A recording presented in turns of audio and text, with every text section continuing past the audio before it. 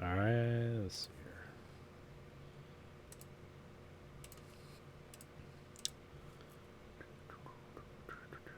We should be live. We are live. From the industrial wastelands of Michigan to the fruited plains of Iowa, this Why were is they the doing American share Greek. perversity?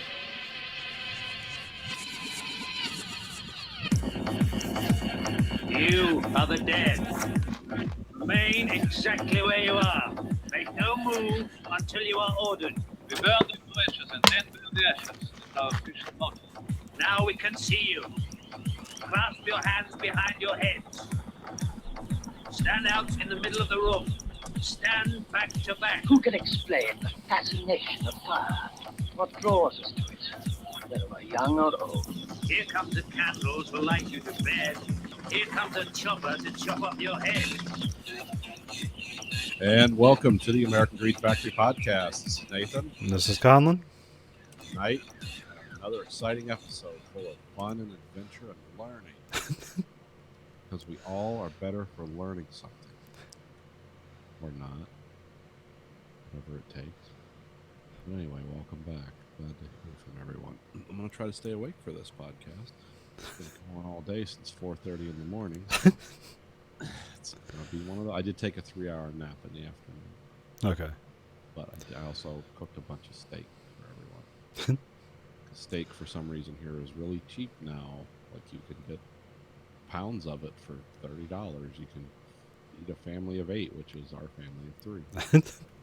Because pretty much all we ate is steak, because I froze the sides by mistake when they were supposed to be kept like in a refrigerator. I just stuck them in the freezer and went to cook them, and it's like, these are solid as a rock, and they've been in here for an hour. And I was like, oh, I wasn't supposed to put those in the freezer, so we just had a bunch of steak. That makes for a good nap.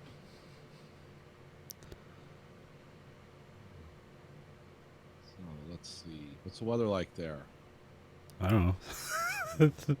Crazy here. There's like power. I mean, it was rainy, and then we got like 2 like tornado sirens like in one day, but like after that day, it hasn't been really crazy. Oh, okay. We've had crazy thunderstorms, like with a specific lightning warning. You got Florida lightning coming your way. Oh yeah, it was crazy, and I was outside by a metal grilling steak. Like you could just see it in the distance, and it was like a camera flash going off behind your head. Like it was really crazy. And we got another one right now. It doesn't have so much lightning. It sounds like rain, but if I suddenly disconnect, that's what happened. Okay. God came for you. Yeah. Well, or came from the power grid. So yeah, I've never seen a lightning storm warning before, or at least I never paid attention to it. Well, I mean, usually it's just called a thunderstorm warning. That's usually kind of like, hey, it's high winds and lightning, but I'm guessing this is like really specific, like, no, the lightning's bad. Holy fuck. Let me look at my... The warning came through my... Oh, yeah. Incredibly strong ground lightning expected. Ground lightning, that was the term. So, yeah. That's new. I've never heard of that before. It was still... Well, they've always got to make it new and weird, because it's like the winter time. Oh, they put out a warning. People still die. It's like, I don't think we're getting it across. Well, no, they're not getting it. They're just trying to amp up the fear, because we need ratings. Yeah, because I remember we used to have Alberta, or yeah, we have Alberta Clippers. Okay, we used to get those all the time here. Now it's a polar vortex. No, it's an Alberta Clipper. That's what they were 75, 100 years ago. That's what they called them up until about 5 years ago. Now it's like a space weapon is being deployed to deplete our planet of heat in the winter. Well, you know, people watch The Day After Tomorrow, and yeah. It's got to be something weird, but and then we don't. And what do they call the ones? Nor'easters. Yeah, they used to get nor'easters off the East Coast and hurricanes. Now it's Superstorm Sandy. It's a fucking hurricane. It's always been a hurricane. Just the difference is I think a there's- nor'easter sounds worse because I've seen the damage that does to places. well, I mean, it's not a nor'easter is not a hurricane, but they have another name for it now. Yeah. When the East Coast gets hit by a hurricane, it's not a hurricane; it's a superstorm. It's like no, Yeah, it's like places that are typically aren't used to like a heavy amount of rain will then like get sudden flooding. Mm-hmm. Because that's what happened to Kevin Smith. His house got flooded out, and like the part of the insurance money paid it for some of Clerks. Oh, okay. Well, that's good. But yeah, I'm just saying it's they got to up the sci-fi element in our weather every year. It's like, oh yeah, let's not pretend there's the 1970s when they came up with when they kind of set these terms. Now 350 million people live in this country. It's unprecedented destruction. It's like unprecedented amount of houses have been built. It's like, yeah, when that was just a plane, it wasn't a big deal. But I think that kind of started with Katrina. Like that's when the storms became like a festival death.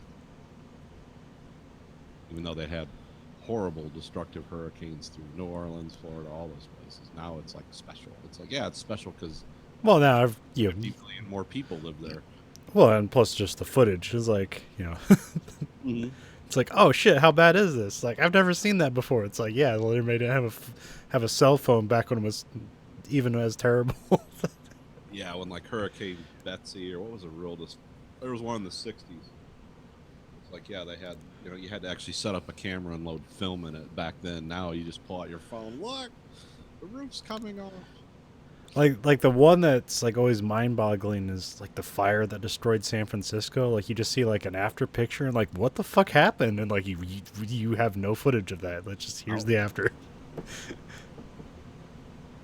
Yeah, that was that one of those ones where it became a vortex fire. I don't know what's a vortex fire. Is that just when It just starts feeding itself. It actually creates like gale force winds because it just starts sucking everything. Oh, huh. That can happen in cities, especially if there are a lot of wood in them. And I mean, it happened a lot in World War II. We were bombing them with napalm, but that was called what did they call that? Firestorm, I think. Oh, okay. They had a name for it, but yeah, some of those cities, you get enough fuel going, it just starts pulling everything towards it, like you're being sucked into a hurricane of fire. Or a tornado. Like pulls more air towards it, thus feeding itself more. Yeah, because it creates like a column effect where it just sucks air, heat rises. Extrapolate that over a bunch of buildings burning. It's pretty horrible stuff that happened. Like in Japan when they were doing that when they'd have the firestorms, you just skeletons like standing in the streets. Like those people weren't even near the fire. A thermal wave from that much heat just burnt them alive where they were standing. But that takes a lot of napalm and strategic bombing and stuff. That doesn't happen usually because of a house fire. Usually, maybe not. Now we'll have super fires. Well, we do every year. It destroys like a quarter of California. I'm not sure actually how much it does, but it's always like a crazy amount. Did you hear the weird conspiracies with the last one? What's that? It was a directed energy weapon that we used because the fires had never been that bad before, and supposedly whatever they say that, and it's like, well, they were using DEW, so they're going to use that on China or something, but they want to test it out. It's like, oh yeah, that. No, it's just as far as I know, it's just extra dry in California, and that's just bad conditions for a fire, or good conditions for a fire to really just rage on. Yeah. Yeah, I'm not sure. I remember there was a thing about how we were getting antsy about deforestation, so like we planted more trees, and then that ended up being like more kindling for these fires. Yeah, I'm not sure what the balance is. I know in Southern California, I think the balance is not to have to take half the quantity of the Colorado River to keep a desert lush. I think that might be part of the problem in Southern California. Northern California, I don't know, but And I don't really know like where these fires are at. because California is so big, and I don't even like know. Yeah. And so many parts of California just have completely different climates. It's hard to just like, because you just like know California from like what you see in movies, because you always half the movies are shot in L.A. Palm trees and yeah. Yeah, and I've even fucking been there. Like it's like it's always nice out. It's always like, oh, it's 80 degrees and sunny and there's no humidity. Like that's what you know of California, but like Northern California is practically Oregon. Like it's like lots of trees, there's rain all the time. Farming, yeah. So they can't be dry and hot. And then like, Southern California, you get down there and it's practically like, like Mexico, and then and San Francisco is completely different too. San Francisco is different because of is it the harbor that makes it different? Yeah, the bay like kind of creates different, because it's like you think like, oh, it's San Francisco, it's on the shoreline, it's got to be like you expect it's going to be like Los Angeles, but like really like because I have so many podcasts to listen to, like there are people live in San Francisco. It's like it's way more foggy than you expect, and it's also way more colder than you expect. No. Yeah, that makes sense. Like basically in the morning you're going to need a sweater because it's going to be foggy and cold, but then around the afternoon it's like California. My points of reference on San Francisco, what it was is funny. It's like all the old Dirty Harry movies and 48 Hours. It's like, well, this is what it used to be like, the dirty side of it, and now it's just like a bunch of tech people being hauled around in buses while the citizens throw rocks at them because they can't afford, the house my size is now worth $3 million and they can't pay the taxes on it. So. I remember it was that show Touching Evil, the American version. Like that took place in San Francisco, and like they did a lot of B-roll footage of San Francisco, and it was like completely unrecognizable because that's where you get like it looks really cold there because all the fucking fog rolling out, and it's like, it's like, what do you call that? Not slow motion, but the opposite of it. Time lapse photography of like the fog rolling in and out. It was like really cool looking. Yeah. Over the Bay Bridge or over the one big bridge. It was all the Golden Gate. Golden Gate. Yeah. Yeah, I always focus on the Golden Gate, but really the bridge that actually gets used the most is the Bay Bridge, because that's what connects. Because people can't live in San Francisco. Oh, well, I mean, people can. People can't afford San Francisco, so they go to Oakland. They live in Oakland. You can afford to live there. Or you can go an hour out of the way and you get to like I think it's Sunnyvale and Petaluma. That's like where a lot of people live. That's basically the suburb of San Francisco. Yeah. I still can't. Some of these guys that like Joe Rogan's my main reference point for California, and some of these guys that like used to have jobs before they became entertainers or they would talk about like these 4-hour daily car or spending 4 hours in a car, not necessarily a ride. Yeah. Traffic stop, 4-hour daily thing, and I'm like, oh, I'm getting a little nuts at an hour, and that's all in. It's a half hour there, 45 minutes home, and I'm like, oh, and I'm fucking hitting the steering wheel. I couldn't imagine 4 hours of that shit on Tuesday. That seems crazy, but that's where the jobs are, I guess. All these guys left because of shit like that.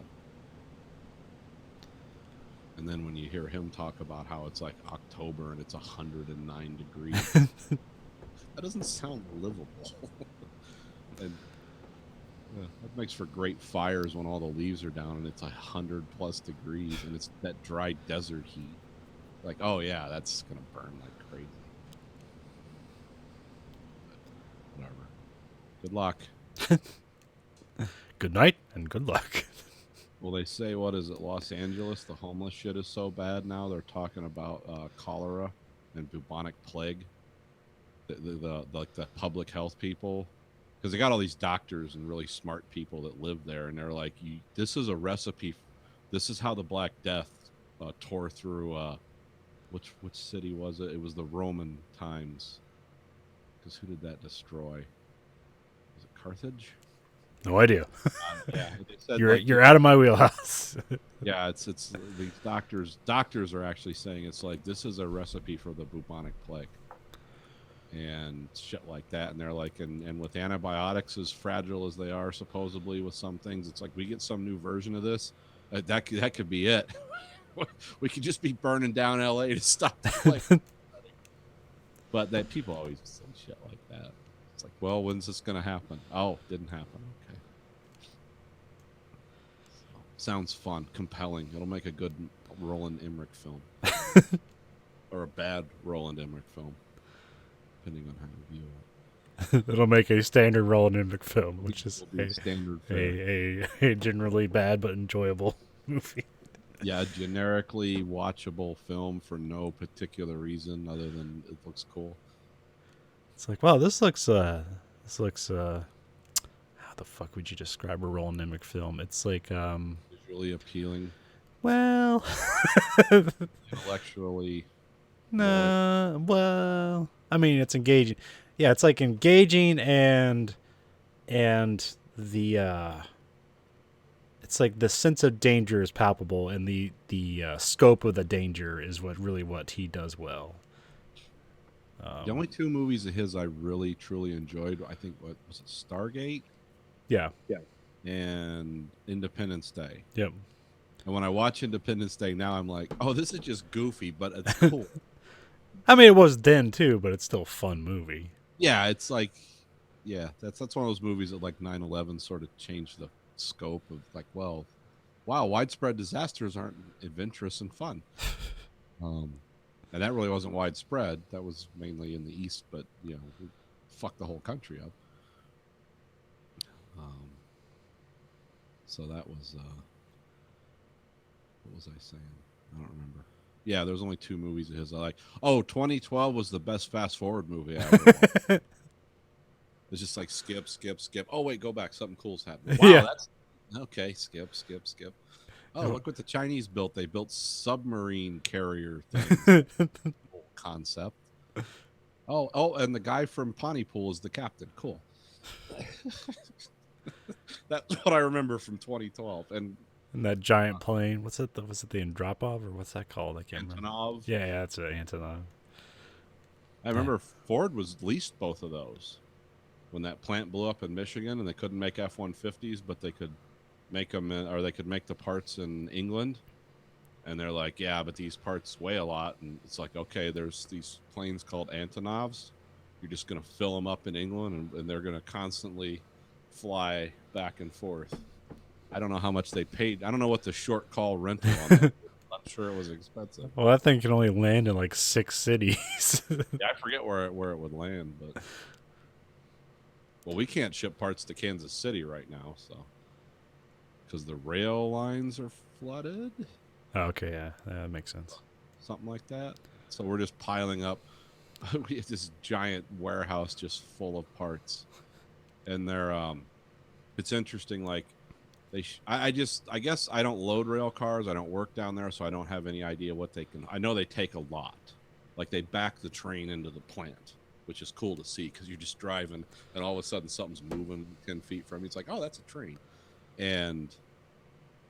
But I found out like they load like 3 rail cars a shift, and that's a 10-hour shift, and they do that twice. That's 6 a day. They can truck things to Kansas City, so they're bringing in trucks to carry our stuff down there. Someone told me it was like 45 trucks a day, and they still it's not as much as they can get on the rail. Like, oh, that's not 45 trucks. That's a lot to load. But then you find out, well, they can only load like 8 racks or 6 racks, or because the weight and the size of them. Yeah. It's like, oh, they're not even using half the space. It's just that's all they can physically, because these were designed for rail, not truck. So that's all they can physically fit in there. I was like, oh, okay, that's why it takes so many trucks. But so yeah, we're full to bursting at work. And of course, everyone's being super competent and careful, and things are being done right. So yeah, I'm not coming in trying to load something up to the rafters like, hey, is that thing next? Yep, it's gonna fall. Go. And then I came in and forget it. Fired, whatever. Thanks for breaking my hot forklift, guys. Yeah, the weird thing I had at work is I had to take VR training. Oh Okay, what, to control the robots? No, it's oh man, it was like one of the dumbest things I've ever seen. So they have these new like those Oculus like headsets that don't require a computer. They're just like a self-contained unit. Okay. And so you put that on, and it's this video of trying to teach empathy to Walmart employees. Oh my god. Oh, this just sounds like a shit show. Hi, I'm so and so, and I'm here to teach you about engaging with the customers. And it's all a scenario like at the register, and like things happen, and then they basically like replay the same event, but like from the customer's perspectives. Like, you know, like when they get to you, this is why they're mad. So you're supposed to have empathy. But at no point, like there's a scenario like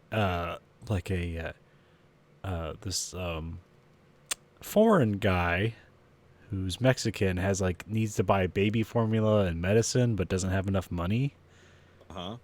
And that's just presented. There's no solution offered. Oh, that's nice. Just let him have it. It's for a baby. No. Sure. They don't tell you how to politely tell the customer to go fuck themselves until they can find some money. Yeah, why don't you take some more of my tax money?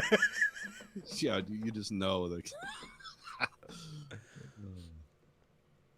Yeah, and there's another one that was just baffling. It was like a lady like was in like her father was in a medical emergency, and she was buying a cane, some medicine and some other stuff, and then she forgot like the battery for her dad's hearing aid. Yeah. And so like she like asked to cut in front of this one guy, and then she runs off to go get a battery, and then like, you know, it's like, and then you're supposed to like empathize. It's like, and then like they go to like the footage, like from her point of view, she like looks at her phone, and it's like, you know, dad's in the hospital, and she's like, oh, she has to rush to the hospital. Like, go to the fucking hospital. Nothing you bought at Walmart is going to help them at the hospital, and if it is, you are fucked. Well, you need to switch hospitals. Coming out with a fucking grocery list. Need some Band-Aids, some 4x6 squares, get some aspirin. That helps with the heart attack. It's like, oh yeah, and bring lots of medical equipment because we don't have any of that. Jesus Christ. It's a hospital run by Trump. How much money does he make? No bed for him. You're a loser. All losers, nasty people, poor, nasty poor people. Yeah, so that was pointless. Yeah, I when it comes to dealing with, I have a lot of uncomfortable retail scenarios around here. Not because I work in retail, but because I unfortunately have to buy stuff every so often. It's just like the other day, I always get money back for me and Grayson for the week. So I'll go, you know, it's like, would you like cash back? Yeah. I'll take this amount back, put in my information, and they hand me like giant bills. I'm like, I'm gonna need that, and like I'm gonna need 2 10s for that instead of a 20. Oh, I don't have any 10s left. Do you have a bunch of 5s and 1s? Not enough. So I just take the money. I turn off. I don't say thank you. I don't scream and yell. I just stick my hand out like, it's okay, give it to me. Give it to me. Because they'll open the register like halfway, like I don't have enough. Just give it to me. So then on the way out, I hand it to the lady, and Stacy's with me, and I was like, "So it's your because she's run like the U-Scan shit or whatever, and there's no one there." I was like, "Can you break this? Can you give me 2 10s?" She didn't have any 10s. Okay. And then she was like, lots of looking around, and then she just pressed a button, and the drawer opened. She pulls out a fucking counterfeit pen, and like checks it. He's like, "I gotta look at this." I was like, "Really?" Okay, do your thing. We just got it from the register. I don't know. Yeah, I don't know why she hits the counterfeit pin and then like up to the light. It's like that's what the counterfeit pin's for. Well, you know what she's doing? She's being a cunt because I asked her for something. She couldn't necessarily say no. Yeah. They're not supposed to, so she's going to make this take a while. And I got like 2 carts full of groceries. Like, okay, we'll just sit here. Let's block this whole fucking Okay, out. Nathan, now the empathy from the worker side of you. No, there is a bunch of crazy shit that you'll find out. Like when people ask you to break stuff, that's like you just go in there and the person doesn't have the like, well, let's make this simple cash. I don't need a 20s because I can get that out of ATM. Well, you would not believe that same interaction is what somebody who's trying to con you or steal money out of your drawer also asks. And What, then, he opens the drawer and I push her over and grab. no, money? no. But you need Oh. you need her drawer open, and then while you're distracting her, her partner, your partner goes up and like takes some cash out or whatever, swaps some shit around. Like that shit does happen. Or we get the like almost vaguely racist like. The gypsies are coming to town. Be extra careful with your drawer. Gypsies. That's still a thing, huh? Yeah. But they say it like the British do. A Watch gyppo. out, the Gyppos are here. With a Yorkshire accent all of a sudden. God dang about Gyppos. It's like, what's a Gyppo? What the fuck? And then the other stuff with like just handling cash. I remember like, because I always try to like, so you can't, they give you a certain amount of money you start with, and then you have to keep requesting like throughout the day the kinds of cash you want. And I remember like, I'm running out of 5, and like they do it's all you, and like the way you do it it's different now, but the way you had to do it then, or it's probably different now. Who knows? I haven't cashiered for a long time because that fucking sucked. You had to order like in terms of the Bills you had in your drawer. no, it's like what each pack is. You have to order that amount. So like you order $100 in 5s, you also order $100 in 20s. So you say like I need $100. Usually that means I need 5s because nobody needs fucking 20s. You need 5s, 10s, and 1s all goddamn day. Yeah. Because that's what gets taken away. And so that's why it ends up like you get up there and like, I want 2 10s. Like she might literally just have like, I got one 10 and like 4 5s, and like there's 6 customers in line. It's like, you're not getting those, Nathan. Well, I'm gonna be a fucking asshole. About $380 worth of groceries. You can kiss my fat ass. Because I remember like I was being like ahead of time, like, oh, I'm looking forward, and like, I don't have cashiers look forward. It's like, I need $100 in 5, but like some of the people running the whole show, like they got to go get it. Like you can't just go get that money. You got to wait for them to give it to you. And like she comes in, because I ordered $100 in 5, she comes up with $100 in 20s. It's like, nobody needs fucking 20s. I would not order $100 in 20s. Give me fucking 5s. Well, all these businesses around here, one of the reasons you got to break bills so much, there's so many places I go to now. It's like no bill larger than a 20. Yeah. They got a sign on the door. It's like, is there wild counterfeit? Because I'll ask. Because like you getting like $4,000 in counterfeit 50s and 100s here every day at the fucking Subway and the gas station. Is it just a carnival of master fraudsters?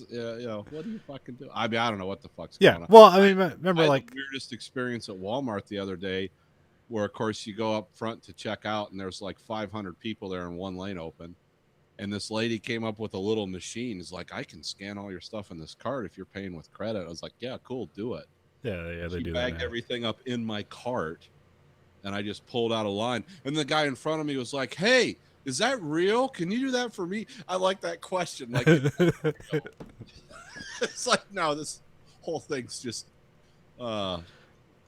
candid. But remember, like Walmart employees aren't trained as well as they should be, or at all. Yeah, Like with me, like nobody trains me to pretty much to do anything. Like people think I know everything, but I was never trained to do anything. I just figure it out. yeah.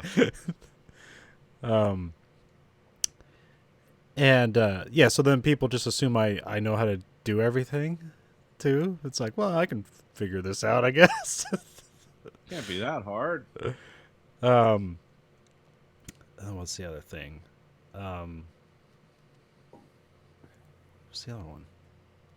Shit. Oh well. Something to do with something. I mean, dealing with the public. So people aren't trained well enough, and like, but Walmart is the most stolen from company in like the entire world, other than the government. Yeah, well, yeah. Government's not there to make money, so it doesn't matter. I mean, the government taxes people, so they're stealing you. So really, we're just taking it back. Yeah, whatever you got to tell yourself. I love that logic. I use that logic. I mean, But yeah, so yeah, there's always kind of like, so Walmart is always trying to like cut down what they call shrink, because like, Walmart's successful and lots of people are there, so it's easier to steal from Walmart than any other place. Because like, go steal from Target, like it's you and 3 other people, like they're gonna know. I've never thought of stealing from Walmart because I always assume they have like hundreds of cameras in the ceiling, and well, that and I'm at a point in my You're life. white, so they're probably not following you around. Okay. Just go follow go follow a black family around, and then just kind of look around to see if people are following them around. Then you're good. Then you can steal. Well, I told you like the one, the what I call the emergency Walmart, the one off Ellsworth Road in Ipsy. Like I only go there if like I got to get to Walmart fast and get something out, and that's when like the Eastern Europeans are in there like shoving pork chops down the front of their shirts, and Yeah. like no one's in there buying anything, just a bunch of dudes walking around. And I was like, oh, this is a bad scene here. I can already tell this is, but they're doing weird shit. Like they're hitting the grocery aisle. They're not like trying to get knives and hunting supplies, stupid shit. They're just like stealing pork chops. Yeah. Like a weird item to steal. But Well, I guess it's the almost clever one, but it's like, man, fuck those people. So you ever see like the yellow tags where they like mark down the food, like this is about to expire, so like buy it now, cheap. oh, they'll put it on the brackets on the end. Yeah, yeah. Like we bake too much bread. Yeah. Okay, yeah. So like people take the tags off of those and just like put it on random items and then go to click checkout. You know, I never yeah. even thought of that. I'd never even. See, Nathan? That's just one clever thing you know of. People steal a lot from Walmart and they do it in clever ways, and they also do it in incredibly stupid and obvious ways. Yeah. Because you see the remnants of shit I find in the freezer aisle. It's like, here's a fucking coat hanger for a bra. It's like, what's that doing here? Somebody just lifted a bra and threw the hanger in the goddamn freezer. That's weird.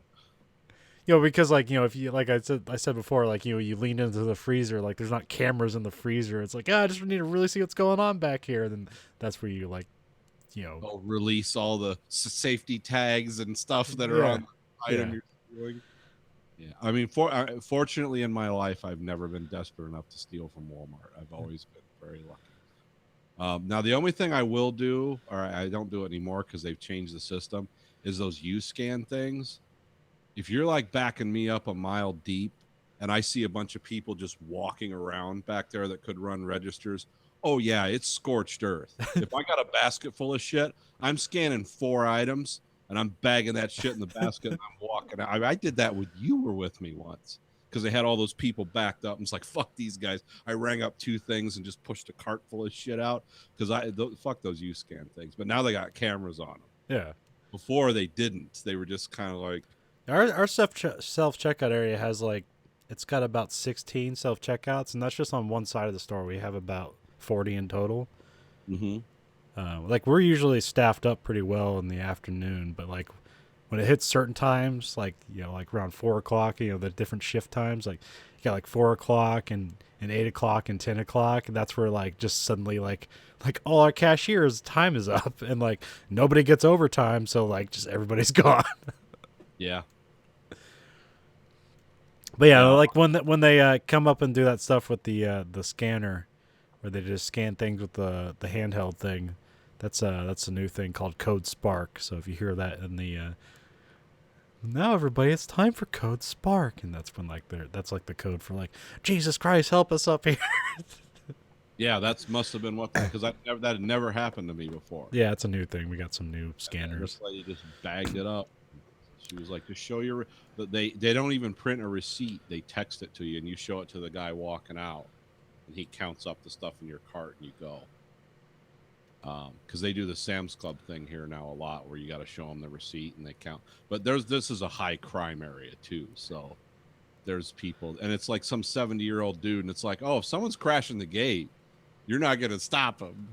Because here people are famous for, they do the stuff where they run into the store and just grab a bunch of stuff. Yeah.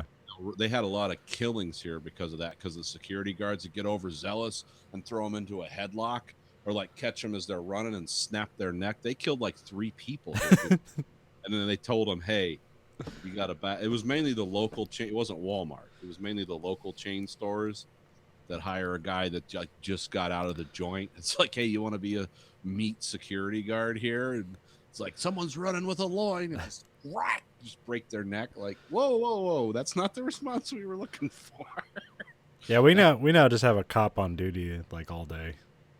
Yeah. So that helps out with like people coming to the exit. Like, oh shit, cops here. He's got a gun. What are we gonna do? Police can't do that here. They can be security, but they can't be in their uniform. That is against that. Weirdly, that is against the law here.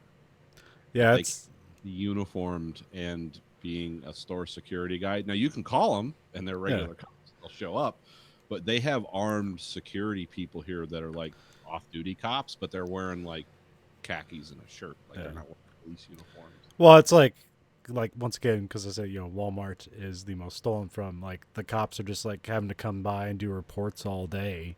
So now they're just like fucking station a cop there and we'll knock this shit out. Yeah, it's a good idea. Michigan's not smart about how they. Because there was that article where they're talking about like basically all the crime is almost entirely centered at the Walmart, and so they just like so much of the police department's what would you say, that efforts or Resources are being resources, utilized. yes, just purely going to Walmart. So you just station a cop there, and you're like you're gonna like knock out like half your crime. It's sad but true. I Yeah. absolutely makes sense. No, here they're stupid. Well, they don't have enough police here. Yeah, well, they don't have the police anywhere, so This is why when I tell you like these harrowing stories about, because we're about ready to switch insurance companies, and for car insurance, because that went up to $600 a month. You can insure 3 cars and people who've never been in wrecks and never had speeding tickets. But there's a reason why I've never had a speeding ticket. It's not because I'm an orderly driver. It's because there's no cops. So when I tell you those stories, like I'm literally cruising down 94, sometimes 100 miles an hour, and just hitting the cruise control. There's nobody around to police that.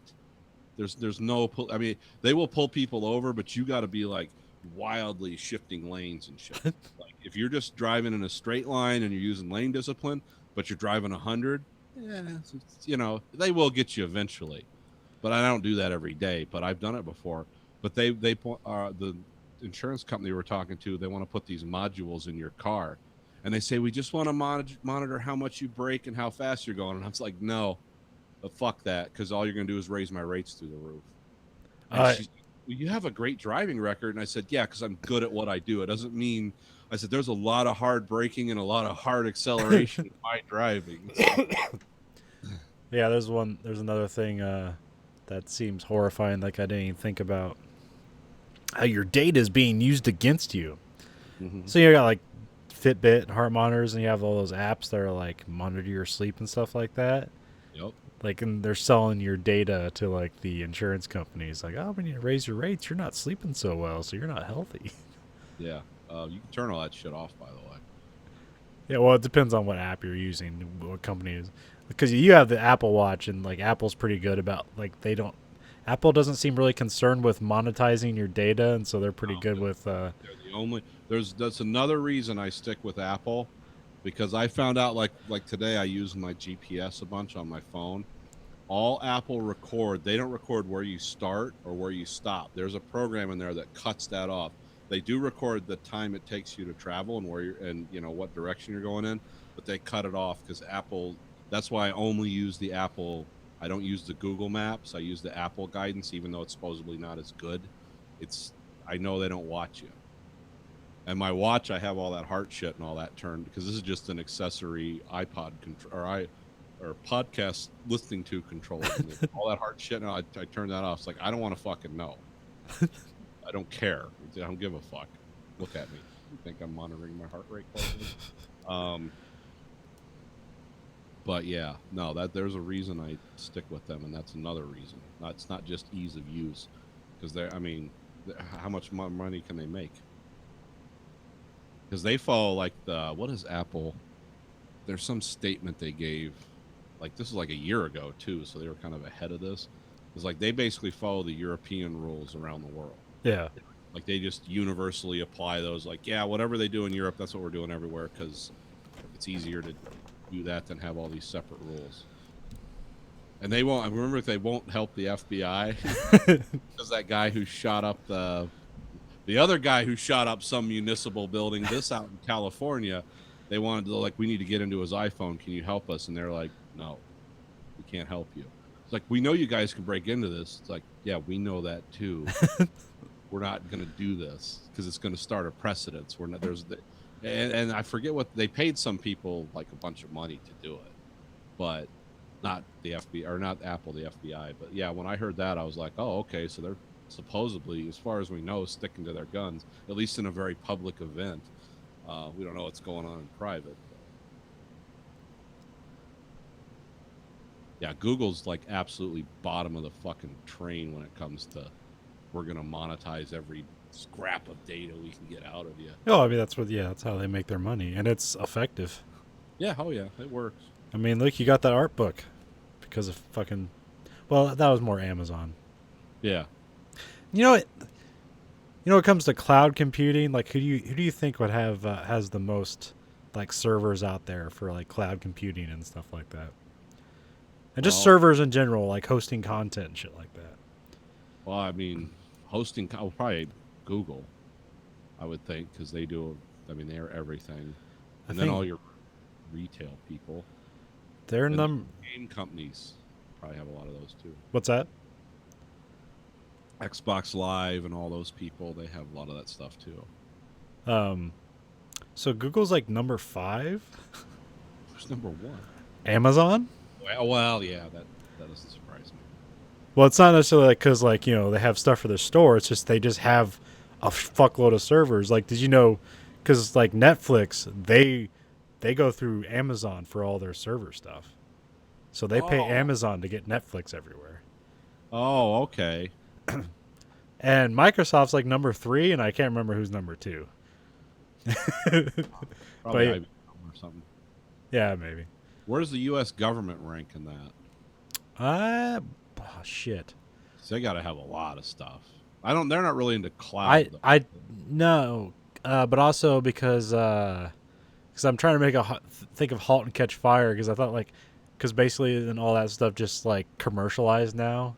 Yeah. So like they don't really own anything. Oh, okay. Because like that's how. I know one of Apple's biggest sidelines, how they tell their shareholders we're still making money even though no one's buying the iPhones like they were, is they're making mainframes again. Like Apple is the second largest manufacturer of mainframes now in the world, right after IBM. Okay. And I mean right after, not like IBM's way up here and Apple's way down here. I mean they're like close.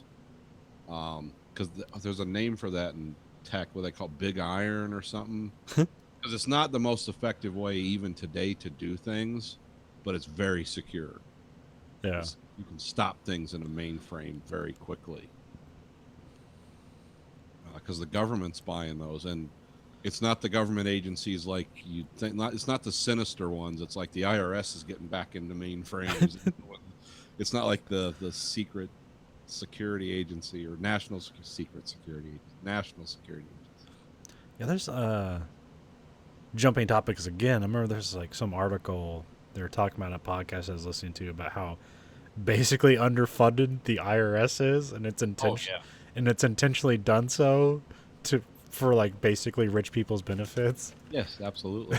The last person that weaponized the IRS was Bill Clinton.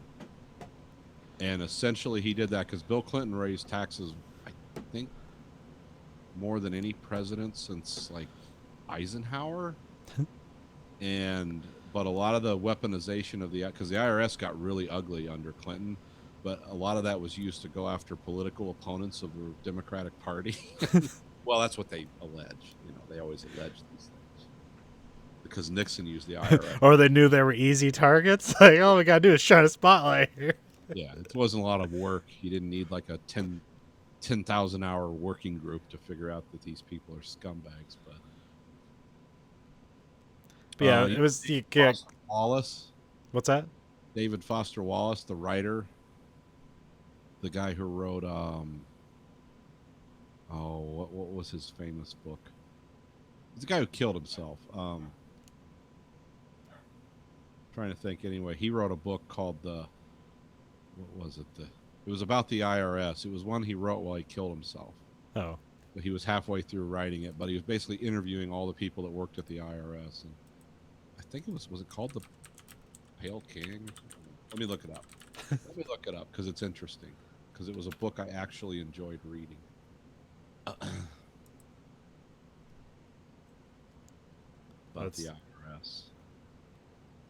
yeah, I was looking. It said like the Pale King was like his latest one, I think, or his last one. But I'm not. That was the. Doesn't have his bookography or however the fuck you'd say that. Bibliography? Yeah, it's. Wait. Yeah, it was The Pale King. Yeah, The Infinite Jest was his most famous one. And that's a weird one. It's kind of like an experimental book with a lot of notes at the end. But yeah, The Pale King was about the IRS. Where he interviewed a lot of people for the IRS.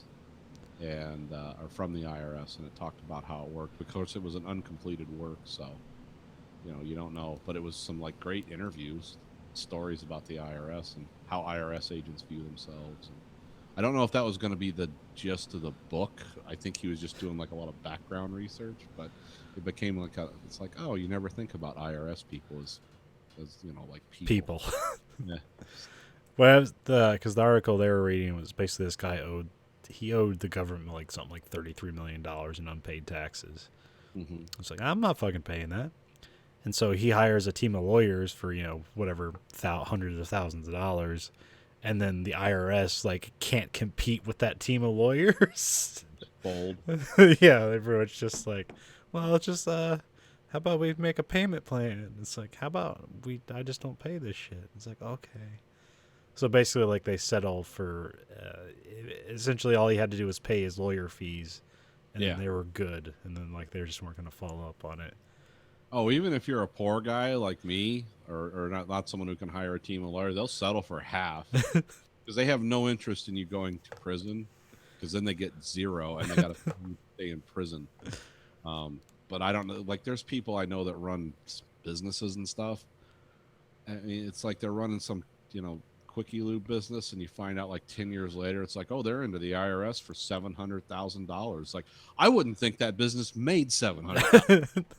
How'd they get, in the rears of the IRS? And how did that business lose $700,000? Yeah, where did it go? Where did it disappear to?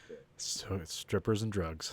Yeah, there's always, these aren't like a bunch of Mormons who just put the digit in the wrong place. Usually some awful story behind it. But, yeah. Or gambling debts. That's the one I'm always surprised by, because like, because that one, it's easy to hide because there's not like maybe you feel bad, but there's like, if someone's on drugs, it's like, oh, there's a physical change, like you can like kind of pick up on that. Yeah. If someone's sleeping around and they feel guilty or whatever, you can maybe pick on that too. I don't know. I don't know anybody who's like, fucking cheated around on people that I would still know. Yeah, they're out there. We usually don't make for good friends. No, it's like, oh, okay. I want to know how to I can just get myself out of a situation. It's like, yeah. But yeah, gambling debts. That's the one that wouldn't show until like somebody like came to the door. It's like, yeah, until you get the guys with the brass knuckles showing up. It's like, hey, you got to pay Vinny his money. Oh, I'm gonna get the money. I swear to God. Or just legal gambling debts, and then like Oh yeah. Then the bank takes the house. Like, what's going on? Where's all his money going? Oh, video poker online stuff. Yeah, and it's like that stuff. It's not like, I went to Vegas and we like just went on a ride and just got into it too much. It's like, like the people that are losing online poker in the hundreds to millions of dollars. Yeah, I never got that. I bought my 2 lottery tickets for the year today. Actually, speaking of gambling, 'Cause the I don't even do that. oh, when it gets up to like $500 million, Yeah, I was like, why not take a shot? yeah, it's like I've still got a 1 in 10 trillion chance of winning. But if I did win, I could maybe pay my mortgage off and afford to get to school. Does $500 million get you that? I don't know anymore. No. Probably not. You'll have to hope that a billionaire pays. Pays for my kid to go to college. So I finally got the Expanse books in the mail. Oh, yeah? For the RPG. Oh, what do you think? I don't know. I haven't looked at it at all. So Just showed up. Yeah. Well, it's like sort of like we're shipping it, and this is like a week and a half ago, and it said it was in New Hampshire, and then like it said like now it's in New York, and then suddenly it was here. It's like what took so fucking long? And I'm guessing the tracking software was just stupid. So Yeah. Well, they're bullshitting. but yeah, I got the. This is what it looks like. The standard edition looks like, but this is actually the deluxe edition or whatever, or the collector's edition or something. Okay. So this is what it normally looks like, but this is just a dust cover for this one. Oh, okay. So yeah, I got the OPA, the Mars, and Earth. Oh, okay. It's a different OPA from the television show, but this doesn't really have any connection really with the art from the television show. The book never said the OPA symbol was just an anarchy symbol. But yeah, so this is same stuff. We're got a bunch of like here's some ships and stuff. So I haven't even started reading it yet. And they got and this is the whatever special edition. So there is a bookmarker in here somewhere. Oh, is it got like the strip of ribbon? Yeah. Oh, okay. That makes it nice. Yeah. Like a tome. Yeah, there it is. Yeah. I feel like a pastor. And then here's like a map for whatever you're doing. Oh, cool. So that's the book for just the game, and I also got the Dungeon Master kit, which has a bunch of stuff. That one was like way smaller than I thought. Like I thought it was gonna be a lot bigger. It's like this is like a bunch of stuff. So here you got the churn tracker, which is like a thing in the game where it's like you like once it hits something, then like the churn happens, and then like everything goes to shit. Yeah. Oh, okay. So that's a part of that game. So yeah, this is like this. That's it for this book. Oh, okay. It's really small. Oh, it's like a screen then. That's like they used to call it as a screen in Dungeons and Dragons world. And then here's just like some examples of characters and stats and stuff like that. Player character. Yeah, you can copy those. Yeah, and here's an empty character sheet. Oh, okay. And then yeah, here's some cards with just some stuff on it. Combat tracker. Okay. Yeah, and then this is like stuff like here's a magic spell and stuff like that. Yeah. Except here it's not magic. It's like a agility check. Can he walk to his car? And then yeah, here's it's sort of like a game board. Oh, like a hardboard. So it's got all this stuff on here. I gotta read all this stuff Yeah. at some point. Oh, yeah. It's just got the quick reference stat things. Yeah. It's a hardboard, or what they used to call those. Yeah. The Game Master screen. And I don't know if those have the stories in it yet, because they're supposed to write. James S.A. Corey writing team is supposed to write like something like 6 additional short stories that they'll be in the game. Get you started stories. Yeah. Okay, cool. And so that that's going to be original stories written by them for the game. That's cool. At least they're supporting it. Yeah. And then they're what else is about it? I can't remember. They're doing something else. Oh well. Forgetting everything. Well, whatever it is, we'll probably be getting because we like the experience.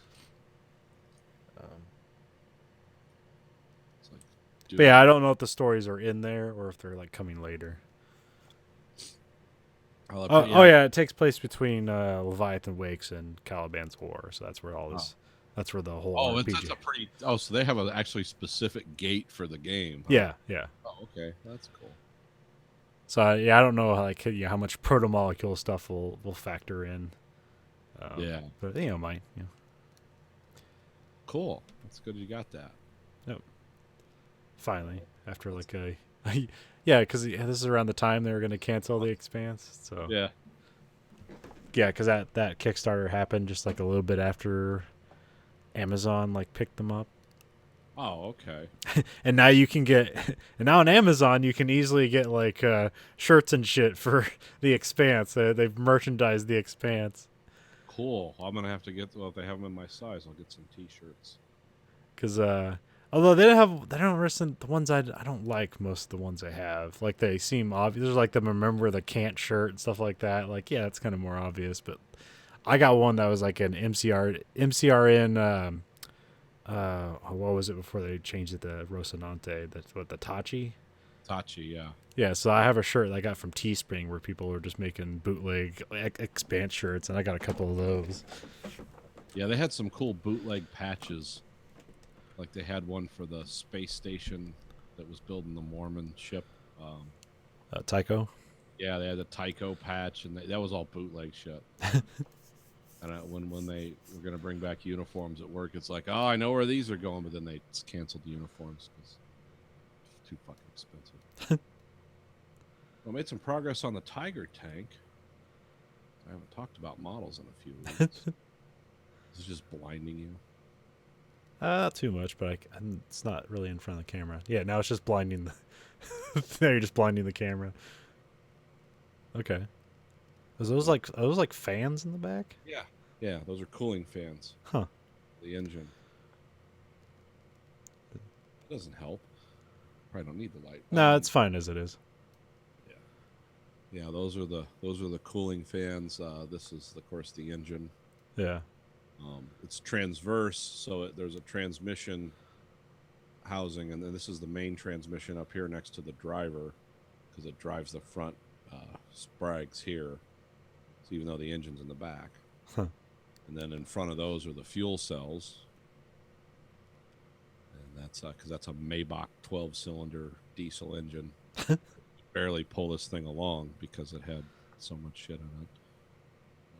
Let's see, and these are the rocket mortars, and they're cases there. There's like, get 12 of them in there or something like that. Huh. And this thing here in the middle, you see this blue thing is the loading jig.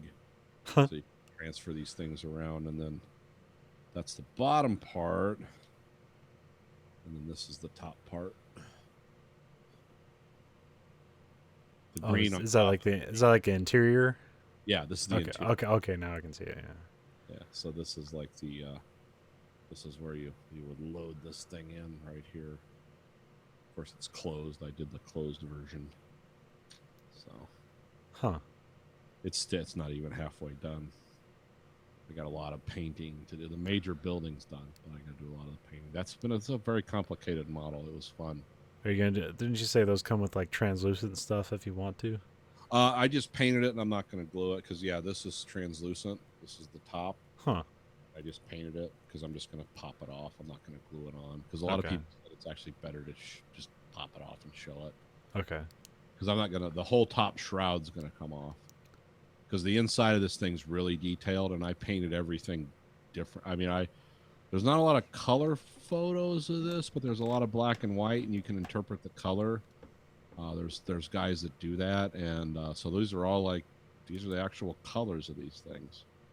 Because the inside of Tiger tanks and stuff are that weird German white, a lot of them, because you couldn't lose things that way. Now they get dirty as fuck, of course, very quickly. They become kind of gray, but like this thing here, the little radio in the corner, like that has all kinds of details and knobs and switches, which I painted individually. So, and it's got the like you said, this see the guy in the front here next to the transmission, that's the driver. It's got that weird steering wheel, that quarter steering wheel.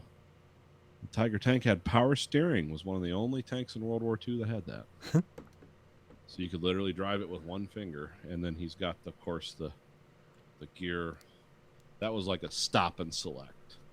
You didn't pound through gears like a car. It's like, okay, range 1, okay, 2, and then you knock it over and pull it back, and that would be reverse 1, reverse 2. but you did have a clutch, like a brake thing. Huh. And you were sitting right next to the transmission. And no earplugs. Yeah, I don't know how loud they were. There's videos of guys driving these things. There's a few examples of these. I mean, they're hideously loud, but Because that's something I was thinking about the other day. Because I realized, like, you know, I was never deployed or anything like that. But like when we go to the shooting range, like, you know, earplugs, it's harkened over. Like, this is what you do. But I was like always wondering, is like, but what if I actually got sent to war? Like, am I ever going to wear earplugs, or is that a detriment because I want to have all my senses about me at all times until the shit starts, and then I just lose my hearing forever? yeah, I wondered about that myself, because I think I asked you this before. Like, how is someone going to give you orders when the only thing you can hear is someone's been firing a fucking grenade launcher off next to you or something? Well, I saw like the Garantham guy. He was showing how, you know, if you have these headsets on and like you communicate with your squad, and basically like those are soundproof. Oh, okay. And then you have like earplugs inside those too, so like you can hear your squad and everything as long as your comms are good, and then like maybe that saves your hearing. But like, yeah, I know so many guys, like just reading stories where it's like, oh man, I got my titanium ears, so now I can hear again. Because like they're just fucking, yeah. Because I remember one time I was at the firing line, and I forgot to put my earplugs in, and like, holy shit! Oh yeah, guns are cacophonously loud. When you have 20 M16s going off at once, just firing 5 rounds, it is ungodly and hurtful to your ears. Because like the one you're firing is not so much, but when another one's firing about 2 feet away from you, and just all that gas goes right into your fucking ear. I'll tell you, another thing that's really loud that I see this is one of those things where it's like, oh, I've experienced stuff, and then you see it in a movie, and it's like, well, that wouldn't happen. Firing a gun off in a car, like being punched in the chest, and I'm not talking about a rifle or some high velocity. I'm talking about like a revolver, a 9mm, or 45.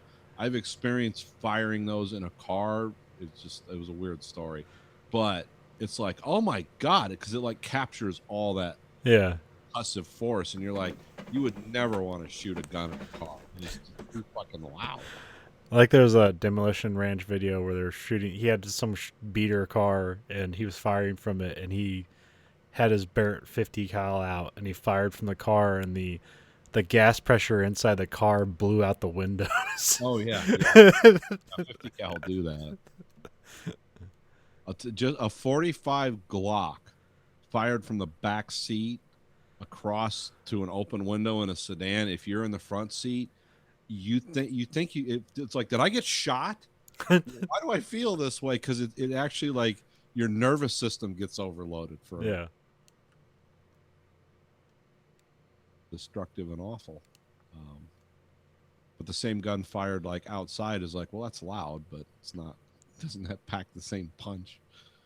That's why I see in these movies where these guys are fighting in cars and they're just blasting through the windshield with a machine gun. It's like, well, I mean, I hope he's got earplugs in, because that's really going to hurt. And it's also going to, affect everyone in the car, because they're going to get the shakes really, really bad. Well, I saw that one. Well, it depends. Probably adrenaline might kick in, because I saw that one cop video where like, oh, the guy's driving and shooting. Yeah, he shoots through his own fucking window to shoot at the guy. It's like, holy shit, Jesus Christ! That guy was shooting at him too. Yeah. But yeah, that was nuts. Me and Stacy watched that, and I said that is cacophonously, and he has no more equipment on than most standard people. Like he didn't pop ear muffs on before that started. Well, because there's times where it's like, he's like way too calm. It's like, but then there's that part where he has to reload, and he's like putting the mag in backwards. Yeah, It's like, because he's just like, totally freaked out. yeah. Oh yeah, that's some rough stuff. Shooting a gun in a car, kids, is not fun.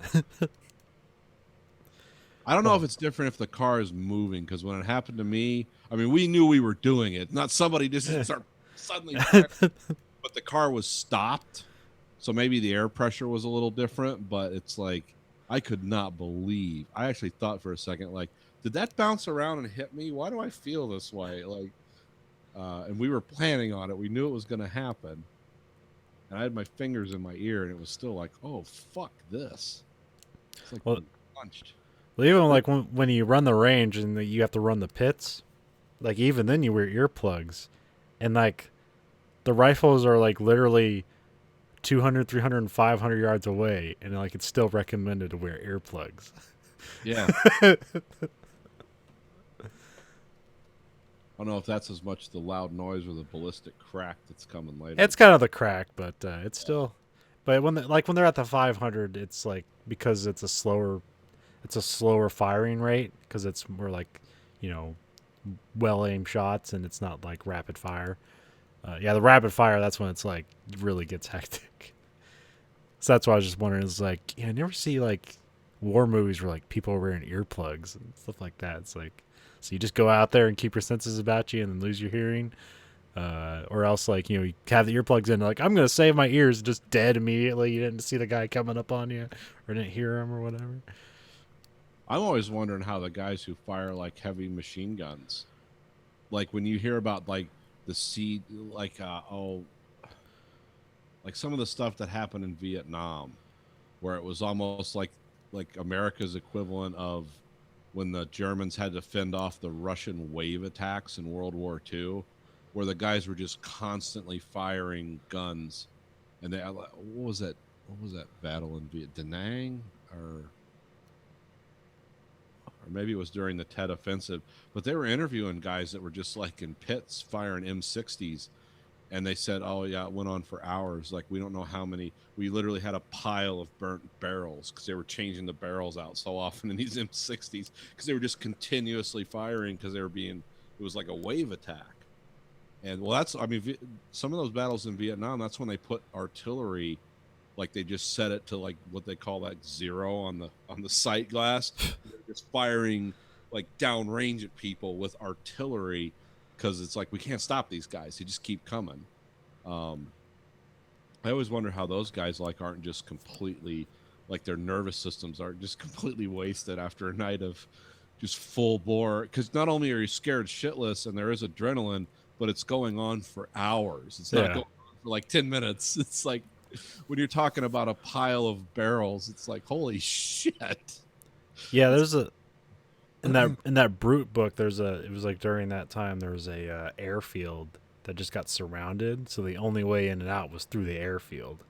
Yeah. And like they're just getting supplies and stuff, but yes, you couldn't march out. Yeah. they basically just had like things on skids, and like as soon as like hits the railways, they just drop all the shit on the runway and take off. And like that was the only way that that was like it was all day and night, just firing, never stop. Yeah. I'd like to see the guns at the end of it, because all that stuff's immediately like just scrapped. Yeah. That battle's over. I'd just like to see the internals of those. It's like, because this is like real life test of failure. It's like, how much can this thing fire?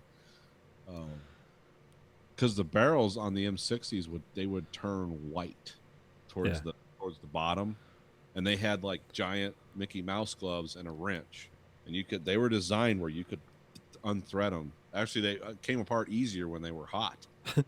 And because the barrel metal was a different kind of metal than what it rested in, so it got hotter quicker, and it was designed that way. But these guys were talking about how the asbestos gloves even started to puff flame because they were changing barrels so much. It's like, that is insane. Yeah, one of our instructors at MCT told us how the M249, like, whatever they were doing, like they're firing it till it got white hot to the point it became translucent and you could see the bullets fly through the barrel. Oh, that's fucking crazy. The metal is just starting to break down at like an atomic level. Look, it's like transparent aluminum from Star Trek.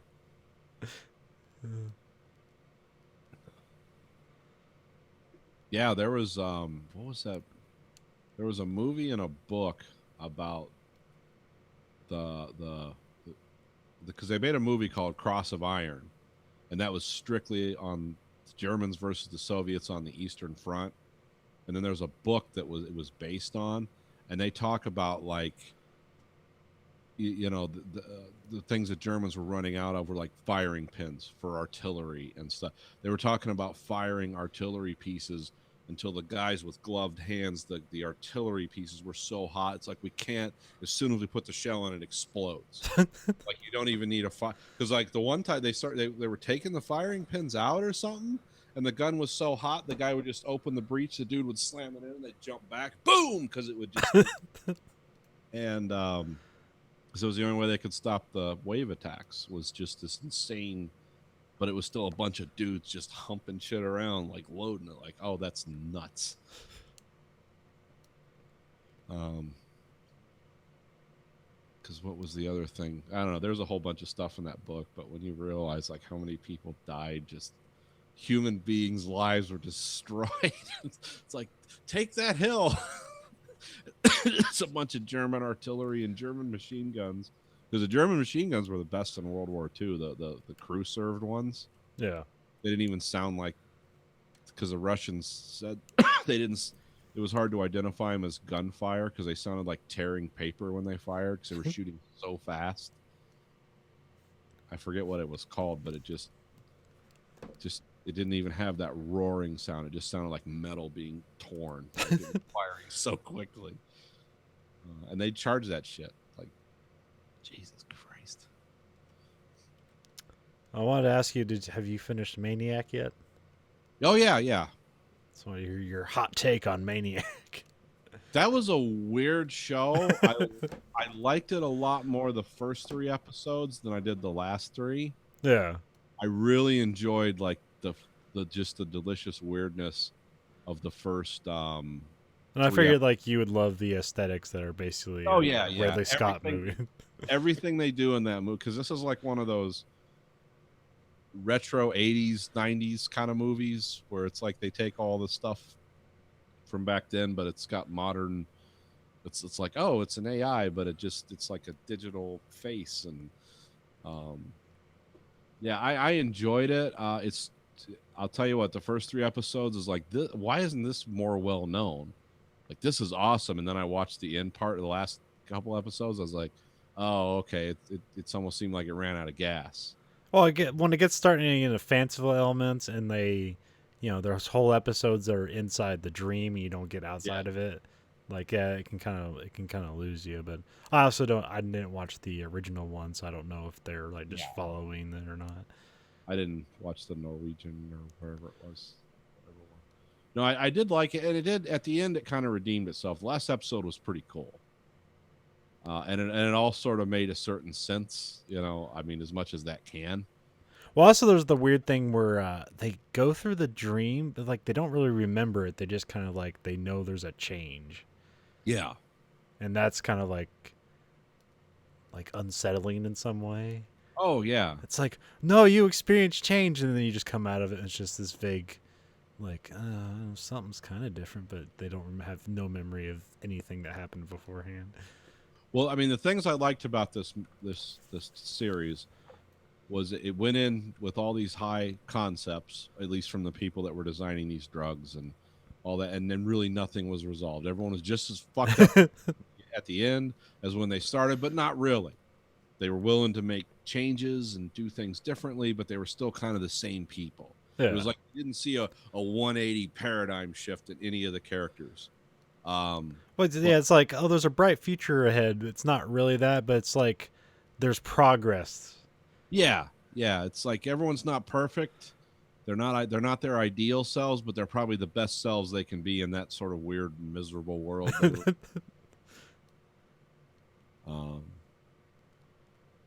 But yeah, I enjoyed Maniac. I mean, I watched it in one weekend I watched the first half of the episodes, and the next weekend I watched the second. So I must have enjoyed it in some level.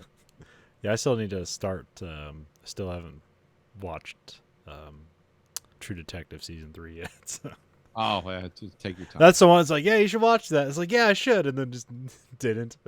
Yeah, I'm gonna pull the trigger on Bosch because I mean, again, things I like, but just stuff I'm maybe not like. Not this weekend, It's still waiting. I was too busy listening to like 400 podcasts about AEW. Yeah. What's this guy have to say about it? What's this guy have to say about it? Well, it's like I'm supposed to watch something or do something, and then I'm watching like the Mig Jimenez, like, this is how you weather tank tracks to look like rusted steel. It's like I'm really supposed to be doing something else now, but this weathered rusted tank tracks has really pulled me in. So, yeah, I know how it goes. I get into stuff that's Well, a lot. I mean, most of the movie and viewing I do is like I'm not just sitting in this chair transfixed on the screen. I'm building something, working on something. So some things might fly over my head, but usually they don't. Because to me, like watching a show is, I know there's this argument because I do a lot of books on like Audible type stuff. Yeah. And I know there's this argument about, well, people don't retain it as well. I was like, bullshit. I said, if I'm intensively building a Stratofortress bomber and I'm listening to something on Audible I'm really interested in, I could write a report on it by the time I'm done. There's no lost. As a matter of fact, I'll pay more attention because it's more interesting to have it read to me sometimes, especially if it's dense, than it is to have it than to read it myself. Because I'll start skipping when I'm reading myself. When I'm listening, I don't have that option. Yeah. I mean, I could press fast forward, but that would be just a waste of money. I was like, why did I pay for this? Because check the book out the library. Yeah, because the only thing, like, when listening to books or anything, podcasts, whatever, the only thing that will ever distract me from that is if I'm reading something at the same time. Then I'll retain no memory. Yeah, that's impossible. Because I can usually play like I'll play video games, at the same time or something else, and as long as it's just pure visual, like I'll retain all the memory about the book, whatever. But if I have to read something, then it's like, oh shit, that's all lost. Yeah. No, I cannot read because a lot of stuff that I'll look up for models while I'm watching a show, it's like there's not as much. There's some video stuff, but there's a lot of stuff you can read, and then that's when I pause the show and read. Because then I've tried to do that where it's like, okay, I'm going to look at this real quick. It's like, oh, this link tool works like this. The next thing I know is like, what happened on this show? It's going on like on parallel screens, but I'm totally lost. So yeah. But yeah, if it's pure visual and audio, like I can kind of take in probably way too much of that than probably a normal person can. Yeah. Well, yeah, especially if I'm building something, because I've upped my difficulty level in model building by several degrees of magnitude. It's a lot smaller. It's a lot more parts. There's not as much satisfaction in it because you're only making incremental progress instead of like, it's done. If I'm listening to like something dense and I'm doing something intense, I'll remember almost word for word what was read to me because it's like I was concentrating but on two things. But I can't do it in the same medium. I can't read something and listen to it at the same time because it's like you said. It's like, what? What just happened? Where'd that last 45 minutes go? Who am I? Did I take DMT? But, yeah. Oh, so Chernobyl. It's sadly, as we see on my thing I put on Facebook, we got one more episode left. Yep. It looks like they're going to be like a flashback episode. They kind of like the trailer made it look like a trial, but it's not really. It's just kind of a convention for like atomic agencies or whatever. Well, it's gonna juxtapose. There's gonna be a trial, and then there's gonna be him at the International Atomic Energy Commission in Austria. Okay. So, Vienna, right? Yeah. Okay. Yeah, that's where the International Atomic Energy Commission is. Every country in the world participates except for us. Okay. We do our own weird things with stuff like that, where some stuff we participate in, some stuff we don't. So, because the International Atomic Energy Commission is mainly for countries that are currently and doing new build or have a lot of older stuff that's kind of troublesome. in their countries is like we haven't built a commercial nuclear reactor, I think, since the 80s, maybe Yeah. late 70s. Yeah. All the stuff we build now, we've built more nuclear reactors than anyone else in the world since then, but they're all naval reactors, which we're not going to go to a meeting and tell them how our naval reactors work. And no one else does either, by the way. It's not a uniquely American thing. So, but Here's a cool war thing. Maybe you guys should try it out. yeah, try that. We spent billions of dollars developing it. We'll just give it to you for free. Fuck, we'll build you one. How about- No, this was this episode, and I finally listened to the podcast. Finally, 4 in, I started listening, so I have 4 hours of Craig Mazin talking about with the guy from Wait, Don't Tell Me, talking about which is when I hear that guy's voice and he's talking about Chernobyl, it's jarring to me. What's the guy's name? Peter Segal, or is that Yeah, because I keep or Peter Sagal, I think his name is. Siegel, yeah, something like that. Yeah. Keep waiting for him to say, now, what is the word for doing something different? But yeah, this was 4. I love the title of the episode because it was taken from the thing when the guys were talking, the happiness of all mankind. Yeah. And this was another one of those parallel episodes. Yeah, this isn't really like the imminent danger of Chernobyl. This is like the dealing with the aftermath of it. Yes. Which is interesting because it's like a completely different perspective from the previous, few episodes. Yeah. Well, this one I think leans more from this takes a lot of stories because he bases a lot of this on the book called Voices of Chernobyl. Yeah. Which I have both the red and gold edition of that. What's the difference? Well, I don't. It just says the gold edition has more stories. Okay. Footnotes. Okay. Some of the stories in Voices from Chernobyl, when it first came out, were seen as more anecdotal than real. And then later on, people researched it and they're like, "Oh wait, no, a lot of this shit really happened." The people's perspective was maybe anecdotal, but they were reacting to things that were going on. Because there's a weird thing in the Chernobyl universe of, and this is what I like what this series does. There's a fictional Chernobyl universe, and then there's like the reality of what happened, and they do a good job of striking a balance on this show, because there's like the fictional universe is like almost like stalker type shit. Yeah. Stalker, what I'm referring to. There's a movie that was made before this happened that's one of my favorite movies, but there's also a video game stalker. Like one of them is called Shadow of Chernobyl, and it takes place in Pripyat. yeah, and that's like like the reactor blew up and magic came into the world. Yeah, pretty much. Yeah.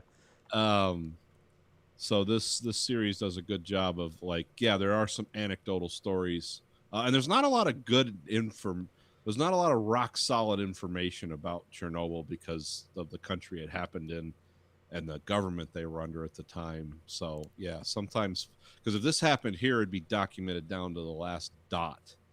Whereas in the Soviet Union at that time, facts are elusive, which is part of the story too. Because that's one of the interesting parts where it's like, how far are they going to do to endanger people just to save face with the world, like to not be embarrassed in front of the world.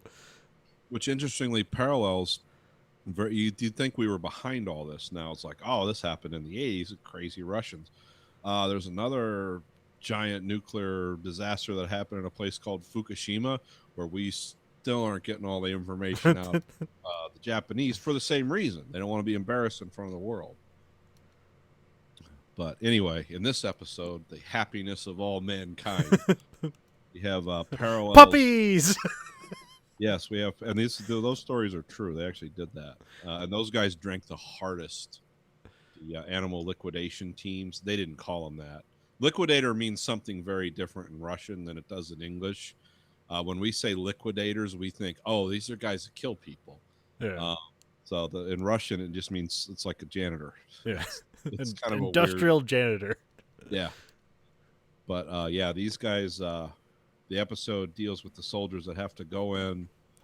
And when I say soldiers, it's like there's some guys that are from Afghanistan who fought in wars, And there's some people that are just kids they plucked out of the villages. Yeah, and said, just "Well, conscripted yeah, you're in the Red Army now. without training.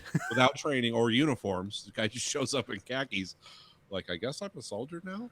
And they have to go around and kill all the animals, the pets that were left, because they were highly, highly contaminated. This was miserable and sad to see, but it's pretty tame compared to the stuff in Voices of Chernobyl. Because yeah, on the podcast it seemed like he was withholding, or there was a scene they shot that was like they withheld it, where it's like animals like still alive as they're being like concrete's poured, or what was the horrible one that he was cut I out? think the horrible one, as I remember, because I haven't reread Voices of Chernobyl, was in the Soviet Union at that time. You know, because it's a police state, things like bullets and guns are pretty tightly regulated, and they would only give you a certain amount of bullets to go out and shoot a certain amount of animals. They were kind of basing it on the data of how many bullets people were shooting. And if you ran over that number, or you just injured an animal and you didn't have any bullets, you had to fall back on knives and bayonets. So I believe what he's not including was they had to bayonet some puppies because they didn't want them to be buried alive in concrete, which would be like drowning them. I think, I could be wrong, but I know that's a story from Voices of Chernobyl where they just ran out of bullets and they're like, well, we just got to bayonet. And this was mostly farm animals, where it's like, well, we just got to bayonet these things. They're not going to give us any more bullets. So it's weird, the bean counting that was going on. Because like the initial shocking sad thing is like how these are domesticated animals. Like when they see you, like, hey, do you have food? What's going on? And just boom, shoot them in the head. Yeah. They didn't show the scene with the cats, which was weird in Voices, because cats, when they get contaminated and exposed to massive amounts of radiation, the first thing they do is lose their sense of balance. So the cats would try to run towards the armored, because these guys drove around in armored vehicles too. They didn't drive around in Jeeps because they didn't have enough radiation resistance in the Jeep.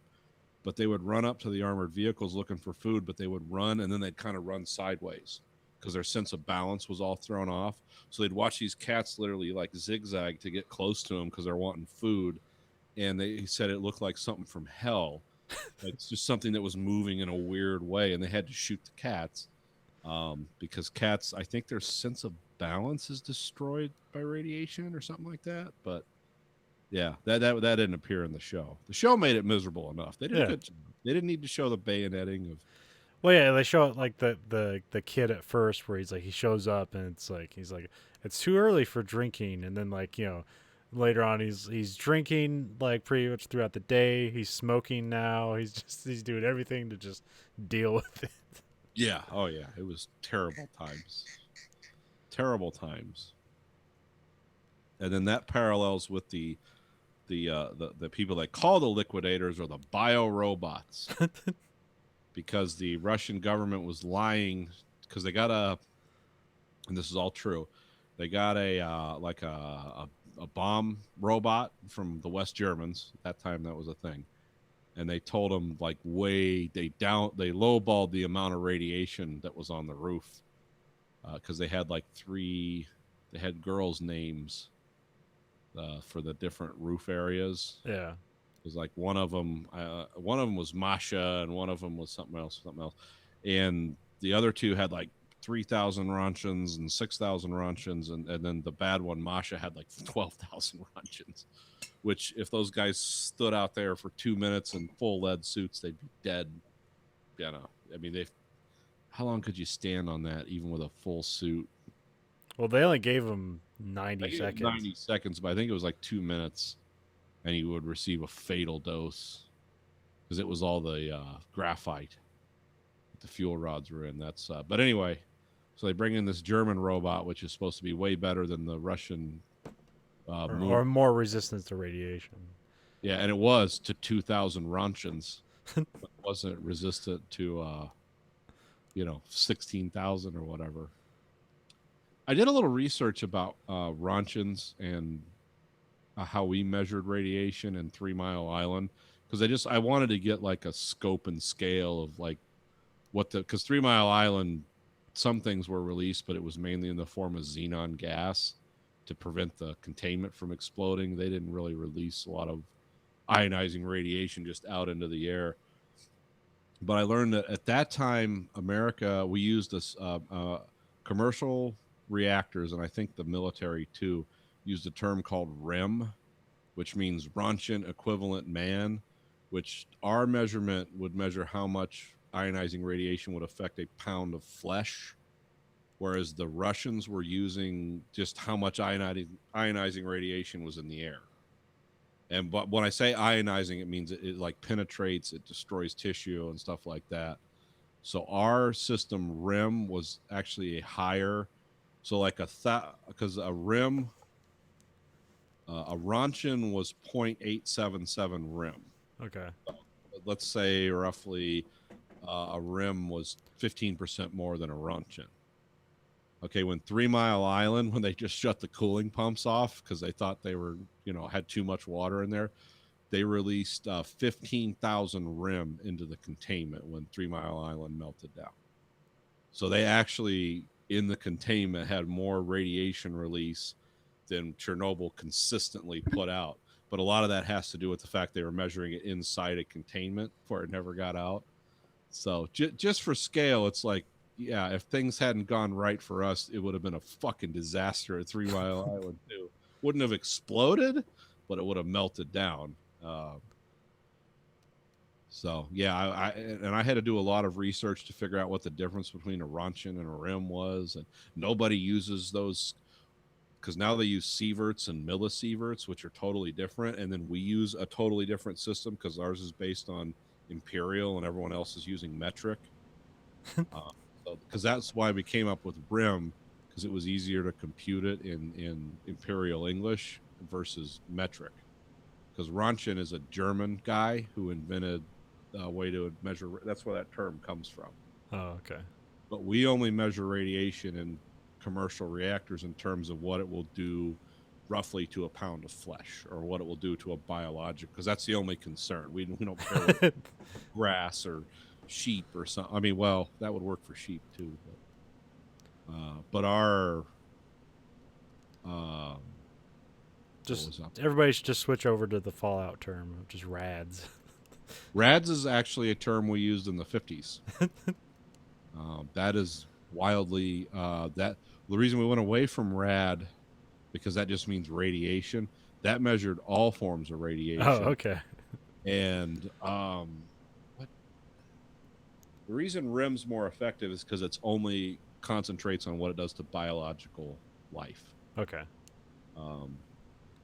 But our tolerances for your exposure to REMs of radiation versus the Soviets at that time, just in normal operations, we were like 90% less tolerance than what the Russians would put up with at their reactors.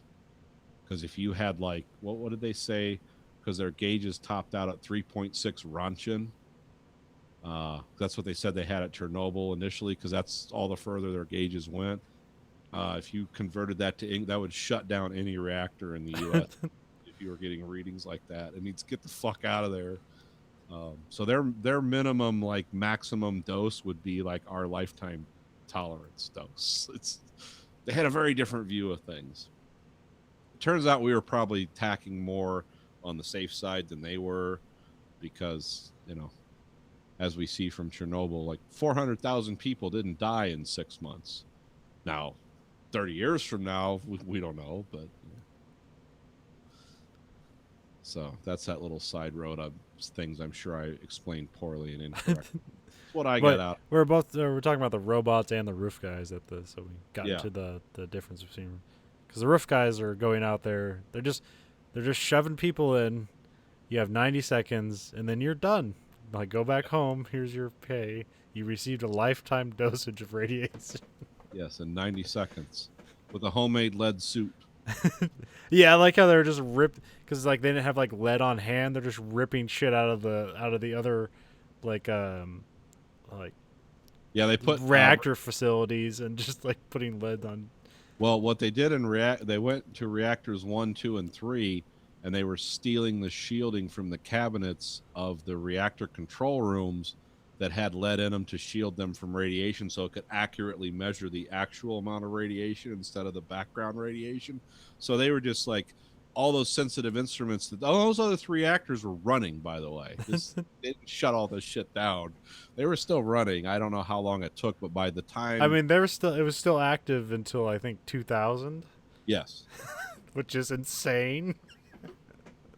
Well, I mean, yeah, but when you're desperate, you got to have your back against the But wall. yeah, because I was like kind of this whole, what prompts this, and it's the whole idea that like Russia, their only export basically was oil, so it's like we can't burn oil for energy, so we're just making all nuclear, and then also like where's our food coming from? And it's like a lot of Ukraine's the breadbasket, so like a lot of food's coming out of there, so they just like fuck so many things at once. Oh yeah, yeah. Well, you know what the most polluted place from Chernobyl was? Which country you think got it the worst? Was it north of it? Like, fuck, I don't know. Belarus. Belarus, okay. There's parts of Belarus to this day you can't grow crops and sell them in the EU because of Chernobyl. Because it's still that contaminated. Yeah. I mean, remember what the dude Legasov said. It's like that's putting out 50 times the amount of radiation of the Hiroshima bomb every hour. That reactor was open to air for months because that's why they had to have these guys on the roof, the bio robots, because they couldn't get because it was actually destroying electronics. Like the radiation, you think it's fucking people up, it's destroying silicone. It's I forget what it does to it, but yeah, the robots won't work. And that kind of you had to have men out there with shovels. And that general guy in the series, that's a real guy. That's like pretty much all the stuff he said. That's what he really said. I like the I don't know if I said this earlier, but I like the part where they're flying in the first time, and he's like, "There's graphite on the roof. The thing's open." And then they talk to the the skeevy guys that are supposed to be ahead of this whole thing, and he's like, it's just burnt. He's just burnt concrete, and he's like, I know concrete. That wasn't concrete. Yeah, the guy in charge of this is basically a road construction guy. The guy that Stellan Skarsgård plays. So yeah. I did like that talk the 3 of them had in the end, in the building. All right, they decide like, Wouldn't be listening. How much is the truth worth your life and safety of others? Yeah, and that woman's being real passionate, and the guy, let me get the name here, the Skarsgård character. Because he was a real guy. Oh, Sherbina. He's like being this passionate, like you have to go to Austria and tell them about the void coefficient, tell them the truth, and he's like, they'll come after your family, and in the end, you won't. All your value, or what did he say? Like it's like everything you hold dear won't matter. You just won't want to get that bullet in the back of your head. I've seen men braver than you, tougher than you. In the end, they just don't want to get the bullet in the back of the head. He says you have no idea the kind of pressure the KGB will put on you. Because even the woman researching this, which she's like a composite character of about each one of these people, because all of them, Sherbina and Legasov were real people, but there was like whole committees behind them. These guys weren't just like, oh, this is the answer. And that woman she's a simulacrum of a lot of different people, but they wouldn't give them the information. The KGB said, no, you can't read that. It's like, we want to know why the reactor exploded. Well, those are secret documents. That shit really happened. It was like, no, this is a state secret. You can't know about this. And remember, at that time they had 17 of those reactors running in the Soviet Union. Now they only have 11. Here they're going to have 10 because they're taking Leningrad 1 offline. But yeah, these things are still in the world. They're still going and very efficient and producing lots of power for our friends in Russia. Our friends. So Chernobyl, check it out. Do you have anything else to say? No, just one more episode to go. So Got one more to go, and it's sad. Should have been like Game of Thrones. We should go 8 seasons on Chernobyl. Well, we didn't talk about the previous episode with the miners and stuff. Like that was also another crazy episode. Yeah, those are real people. That pretty much really happened. And one like the guy said in the podcast, and it was very true. Those miners, the way they acted, for working class people in Russia, the miners swung a big hammer because most of their energy production was from coal, and those guys could get whatever they wanted.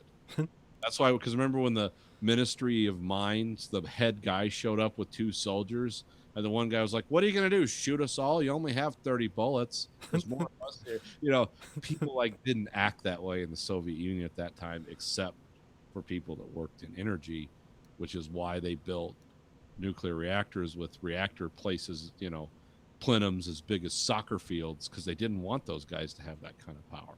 Because nobody was buying coal. I mean, we have more of it than anyone else in the world. We're trying not to use as much of it. Well, Trump's trying to change that. Generally, we're trying not to burn coal in the U.S., but in Russia, that was their lifeblood. That's why they were building these big, dangerous reactors, because you had guys like this running around. It's like, hey, fuck you. I don't have to listen to you. But yeah, that whole thing was real. And they couldn't put fans in the mine shaft, and it was like 120 degrees. Yeah, so they basically just have a hat on or they're naked at some point. Yeah, they were supposed to be wearing like respirators and have gear on, and they're just running around naked. It's like it's like you're more exposed, and it's like, would it help or whatever? It's like if the gas mask works, you'd be wearing it. So it's like none of this matters. Yeah. And also, like, you know, they dig the hole to build the with a heat transfer, or what the fuck is it? They were going to build a heat exchanger under there in case the core material melted down. They wanted to keep it from getting to the ground or to the water and basically contaminating the Pripyat River, which would have made Europe eventually uninhabitable. But then it didn't melt through that, so they not actually put the heat exchanger in there after all. No, it didn't end up. It was one of those things where it had a 1 in 3 chance. And it's like, well, those odds aren't good. But however, if that 1 in 3 happens, like Europe will have to evacuate. So we better get going on this. Actually, the guy in charge of that was Brekhanov, who the guy in the series, he's the guy that looks like Ben Stiller and talks like a mafiosi. Yeah. That was the guy who was really in charge of that. Yeah. You know, I think in the podcast it said like basically if he didn't do it, they were gonna shoot him. So oh yeah, if you don't get all the liquid nitrogen in the Soviet Union here, we're just gonna shoot you. He was like, okay, yeah, that's motivated. That guy, I don't know if I want to reveal it. I don't know if the series will reveal it, because he didn't end well for him. Did it end well for anyone? Well, not the guy that hung himself, which I knew that really happened. Yeah, Legasov, it didn't end well for him. I don't know what happened to Sherbina. He was way up in the hierarchy. I think he died when the Soviet Union was still a thing, though, like right at the end of it. Dyatlov lived, goddamn, till the mid-90s, and he died of a heart attack. I'm trying to think of who else. I mean, I guess I could reveal what happened to everyone. You don't have to. We can come back to it after the last episode. Well, I know the guy that who was like Brekhanov essentially tried to commit suicide so many times in prison they just let him out. Like, okay, because he went insane. He would never. And I think Fomin tried to kill himself too. But he like did something weird, like they gave him a glass. Or did he do it with his eyeglasses? He got a hold of glass somehow and like slashed his wrists. And they were like, "Oh, you got to give him plastic, you fucking idiot!" Because yeah, that was. But yeah, Chernobyl. Check it out. We'll talk more about it.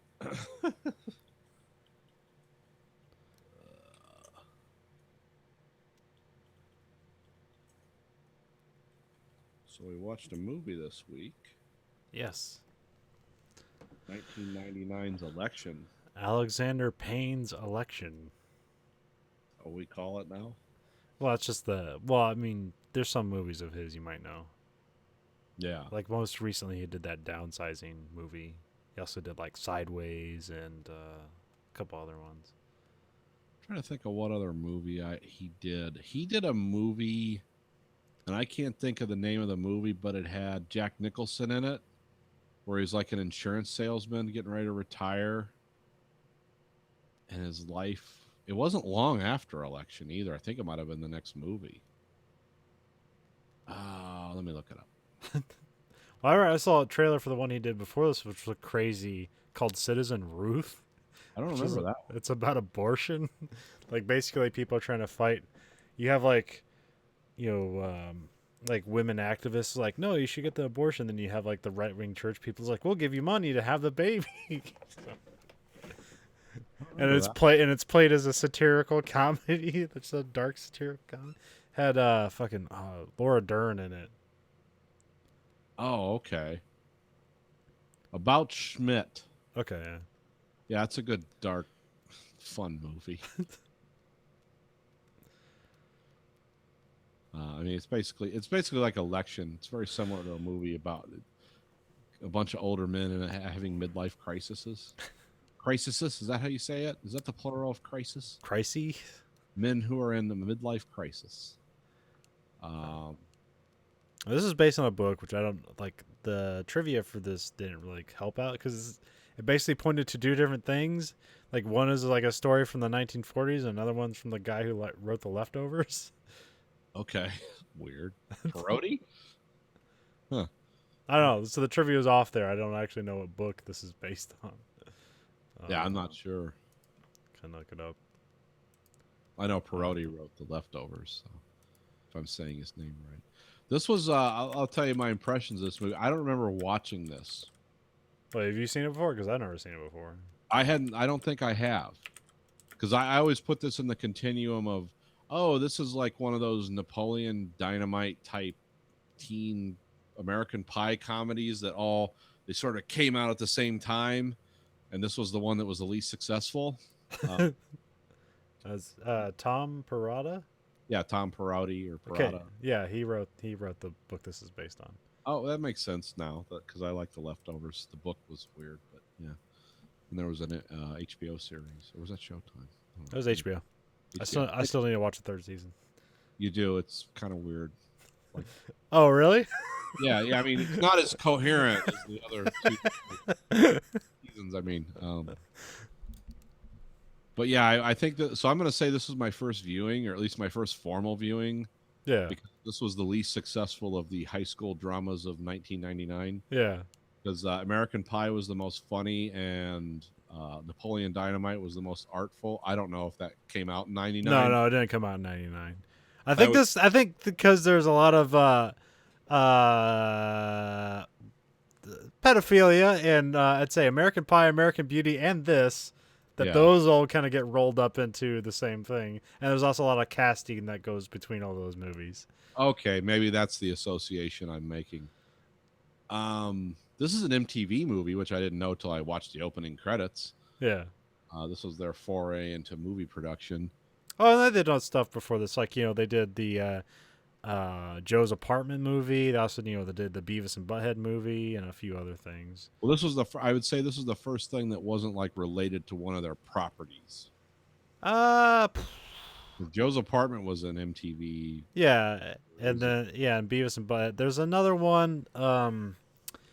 Had the dude from Saved by the Bell in it, and it's like Drop Dead something, and it's about the idea that if your roommate dies in college, you basically get to pass for the semester. Drop Dead Fred? No, it's or maybe it's Dead Man on Campus. That might be it. Okay, don't remember that one. Yeah, it's not good. There's a Marilyn Manson song in it that's all right. It's like it was a remake of something. Sweet Dreams. No, something with yellow in it. Yeah, it was Dead Man on Campus, which was a year, which is a year before this. Okay. Um, and I'll look up the soundtrack. Dead Man on Campus soundtrack. Nothing to do with election, but we will. Please do. Well, I guess so. What I'm confusing this. I'm conflating this with a lot of other movies Yeah. because it seemed like generically similar. Golden Well- Years is the song he does a cover of, Okay, I'll have to listen to that. which I can't remember who did that originally, but it's I'm pretty sure it's a cover. If Marilyn Manson did it, I'll probably have it on my iTunes. Yeah. But I'll tell you what stands out for this movie though is how it can sway between this is a quirky, funny story to shockingly vulgar dialogue, like jumps out at you. Well, I always like that with Tell you the. what I did, and it's like, what happened? Who are you talking about? Her pussy gets so wet. It's like, what? And You're that's talking about sex with an underage girl? Yep. Could never do that now. You wouldn't make this movie now. No, that's like The thing is, this movie is weirdly ahead of its time and also doesn't hold up at the same time. Yeah, well, culturally doesn't hold up. Yeah, because you couldn't do that nowadays, and you probably wouldn't want to. No, because it was the weird time it was, but and maybe you can imply that maybe she's 18 years old and this is technically okay, legally okay, but totally not. Sleeping with her in her junior year. So Is it okay that might have been 18, but I'm assuming she's not because I have a junior in high school right now. He's not even 17. So yeah, I didn't know if I couldn't remember if they pegged her as what's her age or what. And being that she's supposed to be this plucky, straight A kid, she could probably be younger. She might have been skipped a grade. Who knows? yeah, this isn't something you would do nowadays. Is No, yeah, and that guy doesn't end up in jail or anything. He just gets sent away. Job he just got fired, and his wife and kid left him because he had his crappy book. Well, that gets into the midlife crisis theme of this movie, Yeah, which I've never really been connected to that whole midlife crisis genre. yeah. I mean, personally, it's not something I can identify with. I don't know why that. Probably because I never had any goals or ambitions, so I can't say. Because my life is technically half over right now, but I can't really say I never achieved my dreams because I never had any, except to I'm going to work in a car plant. That was my dream. So when they make these movies about people that just throw their lives away because they feel well, I'm never going to achieve my goals, it doesn't resonate with me because it's dude, you're doing pretty well. You get the last job. You're not breaking rocks in a quarry. I mean, it's yeah, you didn't publish your shitty book. Neither did 40 million other people.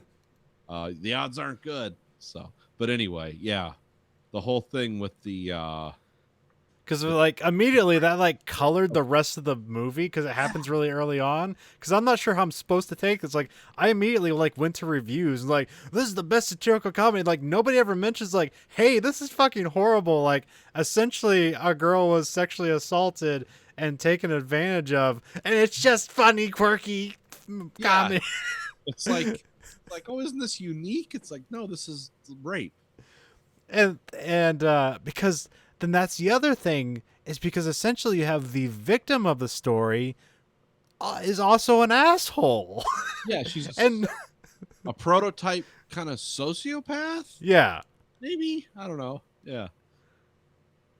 And then you have Matthew Broderick, who doesn't really.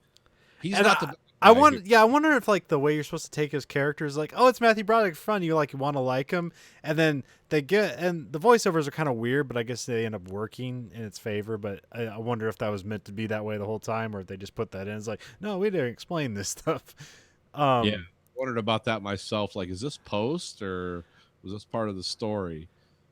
And he's hyping himself up in the beginning, and then as you go on, you realize oh, he's a fucking completely worthless person. Yeah, he's not a nice guy. He just doesn't do things as bad as his friend. Yeah. Yeah, the thing about sleeping with the way I read that watching this movie is oh, this is a 16-year-old junior in high school, and this guy's wanting this emotional connection with her because he's basically he's like, oh, I don't like my wife and we just had a kid, and I really feel, which all he was feeling was horny because of the vivid, gross, like sex dialogue that just pops up in this movie and then goes away weirdly. It's like it just erupts and then leaves, and it's like, yeah, I don't. This would have been shocking to me in '99 that they went down that road, let alone now. They like, sex with an underage girl is equivalent to the Holocaust in some people's measurements. And that's what most of what we focused on. But like in the movie, like you're just supposed to put that aside, like within like the first 10 minutes of the movie. Yeah, it's just like a quirky, like, oh, this is the funny pre-story we're explaining. It's like, well, wait a minute, no, that's not just dark. That's like weird and gross. And I'm not even someone who's like overly sensitive to stuff like that, but it even took me like, ugh, they're mixing gross sex dialogue and we're talking about sex with a teenage girl. Like, that's not fun. But Matthew Broderick doesn't do any. He even tells his friend, he's like, "Are you out of your mind? What are you doing? Stupid." Well, there's that one part where he's like having sex with his wife, and he's just imagining like all the women in his mind, and then like they impose her head on top of it at one point, but it's like he doesn't. At no point there's no like, oh no, is he gonna fall into this trap? Well, it'd be weird to say it as a trap, but no, because he actually hates her, so yeah. It's actually jarring to him. It's not like ooh, that's an erotic thought. It's like, oh God, think about this psycho in my private sex life. I do that. I think the funniest part is Chris Evans in this movie, because he's like he's like the only genuine character. Like the things he says out loud are the exact same things he just thinks in his head, and he's like genuinely a nice person. But I like when his voiceovers will just like have random swear words where it's like, and then me and Jenny went over to her house after school where we'd fuck and go to the hot tub. That's what I'm talking about. Jarring dialogue in this. It's like you have people saying things out loud or in voiceovers that are just completely inappropriate and almost like, whoa, where did this scene come from? I did like it for that. Yeah. No, it's certainly an interesting movie. I never saw it before, but yeah, it's like when I always heard it described as a dark comedy, but I was always expecting it's like, when's this gonna just turn into Heathers and then like there's gonna be bodies over this student election? Like that's what I was assuming. It's gonna be like a prototype school shooting, and it's like, oh no, it's just the sociopath wins and she ends up going to Washington, and the guy who knew she was evil, but he ends up being like a failed whatever, throwing a slushie at the limousine she's riding away in.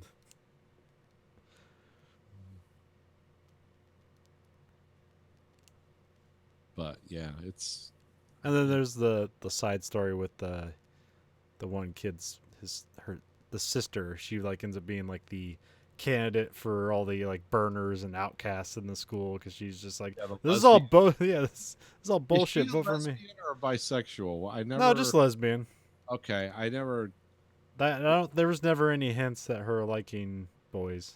Okay, I wasn't sure because I know there was like some dialogue there where she is like, I know she said like, everyone I fall in love with is a woman, but it was like kind of put out there like, well, but I want to fit in, or am I ever going to fit in? And I don't know. But it was sort of a weird side take. Well, this is like the friend that she was hooking up with. Yeah. And then they stop being friends, and then she just goes out of her way to like sleep with men. Yeah. Which that was weird. Maybe that's a thing I'm not aware of in gay culture. I don't know. They're not out of the closet, so they just make sure everybody knows that they fuck the opposite sex. She's totally not gay. Sodomized her the other night. But then like she also gets like, because that's where I was like, is this gonna go Heather's route? I was pretty sure like that she was just gonna kill herself by the end of the movie at some point, because there's like those dark thoughts like, and like she sends her notes about how she couldn't live without her and shit like that. It's like, is this where the darkness comes in? Yeah. Yeah, except for the dialogue, this movie doesn't take too many jarring, unpredictable turns. At least not something that I associated with that. And there's when Matthew Broderick decides he's going to cheat on his wife. Yeah. And at first he just fumbles it. And she just like, it's a bad joke. And then it happens. And then his life gets all turned. Yeah. And his life's as fucked up as his friends for different reasons. I mean, I guess I'd say in this, like, the winning performances were Reese Witherspoon and Matthew Broderick. Yeah. What does she do now? She's in that show, was it Little Things on HBO? Okay. Like, It that's, was that. I think that, yeah, because it has, like, it's got, like, 3 prominent women actors in that, and I think they're in their 2nd season. She does some producer stuff, too. Like, I think she produced that Sharp Objects TV show. That wouldn't surprise me. That was a weird one. I remember heard that, like, they're doing a season 2 at some point, like, or that rumor got around. Like, why would you do a season 2 to that fucking show? Like, what would that even entail? I don't know. Well, I know what it would entail, but that would just be stupid. Yeah. You're hoping, like, well, don't do this. But they will. Cause, well, I can imagine, like, if they're gonna True Detective that shit, it's like it's a new cast and everything. But if you bring back the same cast, it's like, oh, what more problems that is she gonna have that weren't brought about the first time around? Yeah, I was gonna say, how much more fucked up is this woman's life gonna get? Going to involve aliens and the devil? Going with this. Oh. But also, I think there's like a movie she was in, Reese Witherspoon was in before this. Was also just like underage sex and weird thing called Freeway. That had like Kiefer Sutherland in it. I don't remember that one. Yeah, it's a fucking weird movie. It's like Kiefer Sutherland basically doing like Johnny Depp shit, where it's like he's like, oh, my character has a limp and an eyeglass and shit like that. Prop character. And then like Reese Witherspoon is supposed to be like a teen on the run, and then she's like in sexual situations constantly, and there's like bank robberies. It's like I just caught it one time on cable. I was like, what the fuck is this movie? Because you like recognize all these actors, but it's not a movie you're familiar with at all. Huh. Yeah, that is kind of weird. It was either Freeway or Freeway 2. Like, I know there's 2 Freeway movies. That up.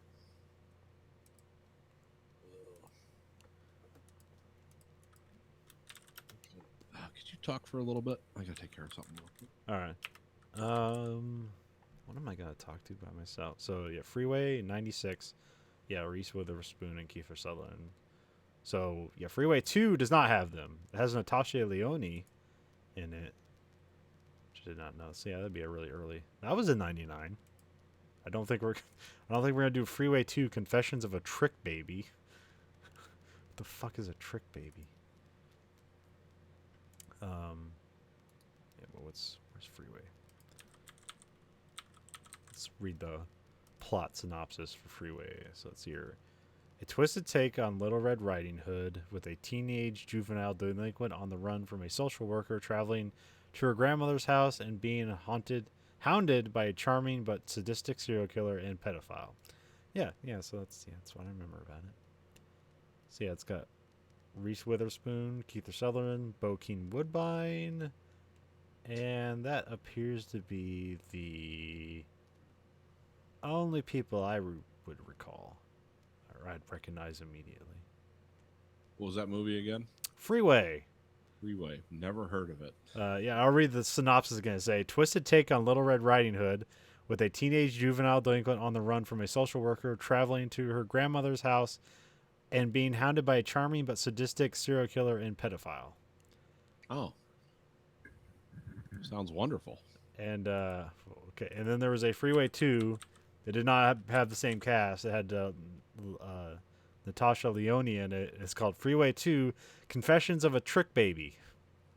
Okay. So they brought in the B team for that one, huh? Yeah. I have no idea what a trick baby is. Never heard that term. I mean, unless that's just nothing good. Unless that's just like, I imagine that's just an underage prostitute. Like, that's what I'm immediately imagining. I'm looking at the poster for this movie. I've never heard of this. Kiefer Sutherland looks like a pedophile. Yeah. Danny Elfman did the score. He does a lot of score stuff. Okay. So anyway, Election. Check it out. Catch it and be. Yeah, also like a lot of the reviews I was reading, it's like it still holds up. And I'm like, did we watch the same movie? Yeah, I found this movie to Like be, I know maybe it's biting sarcasm is like that's the thing. It's like ahead of its time, but like just immediately like, oh, we're gonna rape a teenager like in a comedy. That's cool, right? Yeah, I mean, outside of like the social sensitivities of the times we live in now, I did, yeah, I found this to be a movie of its time, definitely. Like, I didn't see it as like, yeah, it holds up. It's like, no, it doesn't. It's Another thing in the trivia said apparently this is Obama's favorite movie about the election process. okay. Which I can see that. it did not attribute a quote at all, so somebody probably just threw it on there for the fuck's sake. Yeah, it's just fun. Obama gets attributed with a lot of things. That's one of those things where, like, maybe he didn't even like it. It's just like one of his daughters liked it, and then like, I like that too. Like, remember when John McCain said he liked Nine Inch Nails because his daughter liked it, and then the fucking the GOP roasted him for that. It's like, here's what Nine Inch Nails says about religion, and John McCain condones that. He should have just come out and been like, yeah, fuck it. You guys are fake. I've known that for years. That's what I'm feeling to you idiots. I am going to fuck you like an animal. Go out and vote, you morons. I'll do anything I can for veterans and stuff like that, but when it comes to like consumer protection, oh, you're fucking fucked. Yeah. John McCain. What was the controversy with him? It was like the dead guy wins. Oh, the ship that was named after him. Yeah. When our dear leader was in Japan, somebody said, well, you better hide that ship. He hates John McCain. And then the Onion had there was an Onion-esque type comment about the dead guy still wins. Trump's actually alive and John McCain still fucking him over.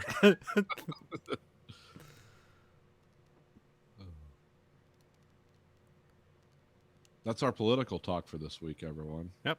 That's it. You don't have to hear anything Yeah, else. we turned to 180. Trump forever. Yeah. Trump was our glorious leader. Trump Jesus. He's going to give us guns and firecrackers and diphtheria and poison. Well, if this thing goes through with Mexico, I'll be out of a job. The podcast will start getting a lot better until I'll have a lot of time to work on like development and stuff. Go fund our Patreon. Go to our fucking Patreon.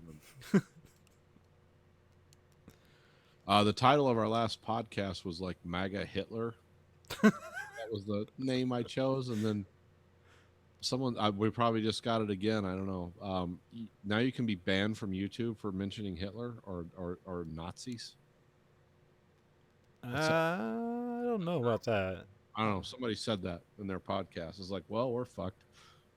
But nobody pays attention to us. So No, well, we're not monetizing anything, so. that's the good thing about being small is like nobody cares what you're doing.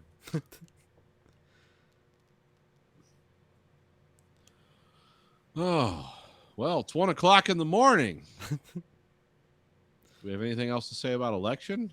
No. Did we say anything about it other than it's like pedo creepy but fun? Yeah, well, I mean, I don't think we didn't go through the plot. We just kind of went through like various aspects Watch of the it. movie. It's probably like it was an MTV movie. Yeah. Yeah, because like you're saying, being shocked by like some of the outlandish language that would just come out of nowhere. Because like when you're watching at first, it's like, oh, this feels like a PG-13, and then it like immediately becomes an R, and then goes back in the PG-13 land. Like it almost is trying to be like it's because trust me, harsh language and offensive dialogue doesn't affect me when I'm expecting it, but when it just like jumps like that, it's like, whoa. Yeah, it's election. So another 99 movie, another 99 comedy. There was a lot of really varied comedies in 1999. A lot of weird I would have to put this in the category of weird comedy. Yeah, but at least comedy. Yeah, I mean, it was Because I'm thinking like recent years is like there hasn't been like big well, there's a lot of small terrible comedies out there, but like Yeah. I don't like this year was chock full of comedies and like I don't remember like even the last 10 years where there's been like that many comedies just like laying around in a year of movies because now it's just all superheroes and stuff. But Yeah, the big movies are superheroes. I don't know if these were big movies of their time. I guess they were notable. no, but they're like also cheap to make. So Yeah. Well, this one was a bomb. So, Oh, okay. because it cost $30 million to make and made $16 million or something like that. Okay. So, Because I do remember a thing around this being people trying to champion it because it did not, it's like it's a cult classic because nobody watched it and that's what makes it a cult classic. it's an interesting movie. I mean, it's well put together. It's a well-made movie. It's And it's for us, it's complete. If you don't know what it is, it comes off completely unexpected because yeah, it's just like watch a trailer for this movie and it's like that's not representative of what this movie no, actually is. not what this movie is. It seemed that was a yeah. I didn't watch the trailer. I just rented the movie on Amazon, but it seemed again it kind of jumped in sections. Like, oh, I wasn't expecting that. And my wife happened to walk in when one of the most vulgar scenes of dialogue was going on. She's like, "What are you watching?" It's Matthew Broderick. It's like War Games but with sex in high school. You got to input the code. Teach Whopper to realize it's pointless. Teach Whopper to find the clitoris. Yeah, teach Whopper to find the clit. Oh, yeah, it's a. Again, I put this in the continuum. What was that other movie that came out at this time or around this time? Because there was Napoleon Dynamite, there was American Pie. And I know these didn't all come out in the same year. And Napoleon Dynamite was like 2003 or something like that. Yeah, it was later, but not much later. 5 years later. What's the other one? Where the guy had the scooter racing team. It was like at a private school. Scooter racing. What was it called? I don't know. It's not a movie in '99. I did not remember that scooter racing. Rushmore? I mean, that's a Wes Anderson movie with like weird, where they're Yeah. doing like movie productions for like stage plays and stuff like that. Oh, I thought it was a teen comedy. I mean, it kind of is. It takes place in high school. Yeah. But I always clump all these together. I don't know why. This is what it represents to me, people. So if you like that era of films and you don't exactly remember which one's which, you'll love this. It's all the same. if you like Reese Witherspoon and Matthew Broderick, watch Matthew Broderick not commit vehicular homicide in Election. Or break his collarbone on a horse riding accident. He gets stung by a bee. He has the weird eye thing. And it just keeps growing for some reason. Yeah. It's overplayed. It's Yeah. like a lot of things in this movie. It's like they go for it and they just keep going. Well, it makes me interested in that Citizen Ruth movie because like that seems to like have no barometer for. It's like, oh, nothing's off balance here. Yeah, I'm gonna have to check that one out because I like this enough where I would look into other things this guy did. Yeah. I didn't completely hate it, but I didn't completely love it. You know, I wasn't like Yeah, I'm not like what a hidden gem. It's just no. It was like, well, this was better than the whatever alien fart movie they have on the dustbin of Amazon Prime or Netflix. But, I'm trying to think like, is this better than Idle Hands? Because I remember we were gonna do that for one of these. oh yeah, I couldn't find it anywhere. No, it's like no, we just didn't. We didn't do it for some reason. I think you didn't. We're starting a podcast, and you said you didn't watch it, and it's like, okay, well, we just won't do it. Oh yeah, And had one of those days. and so yeah, the Idle Hands is the first movie I watched and go like, I like this movie, but I intellectually know this is not a good movie. Yeah, This is my first guilty pleasure movie, I guess. for some reason, I don't like I don't want people to know I like this, but I like it. Well, essentially, all Idle Hands is a feature length version of that like 10-minute scene in Evil Dead 2 where he cuts off his own hand and his own hand's trying to kill him. It's essentially a movie long version of that, which is pretty much why I liked it. And it had a good soundtrack.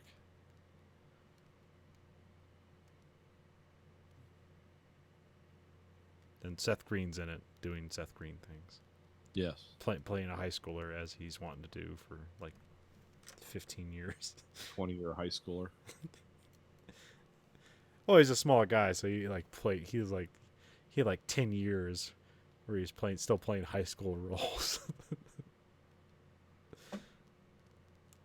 Yeah, what was that movie I was watching where people were pretending? Oh no, it was What, Wet Hot American Summer?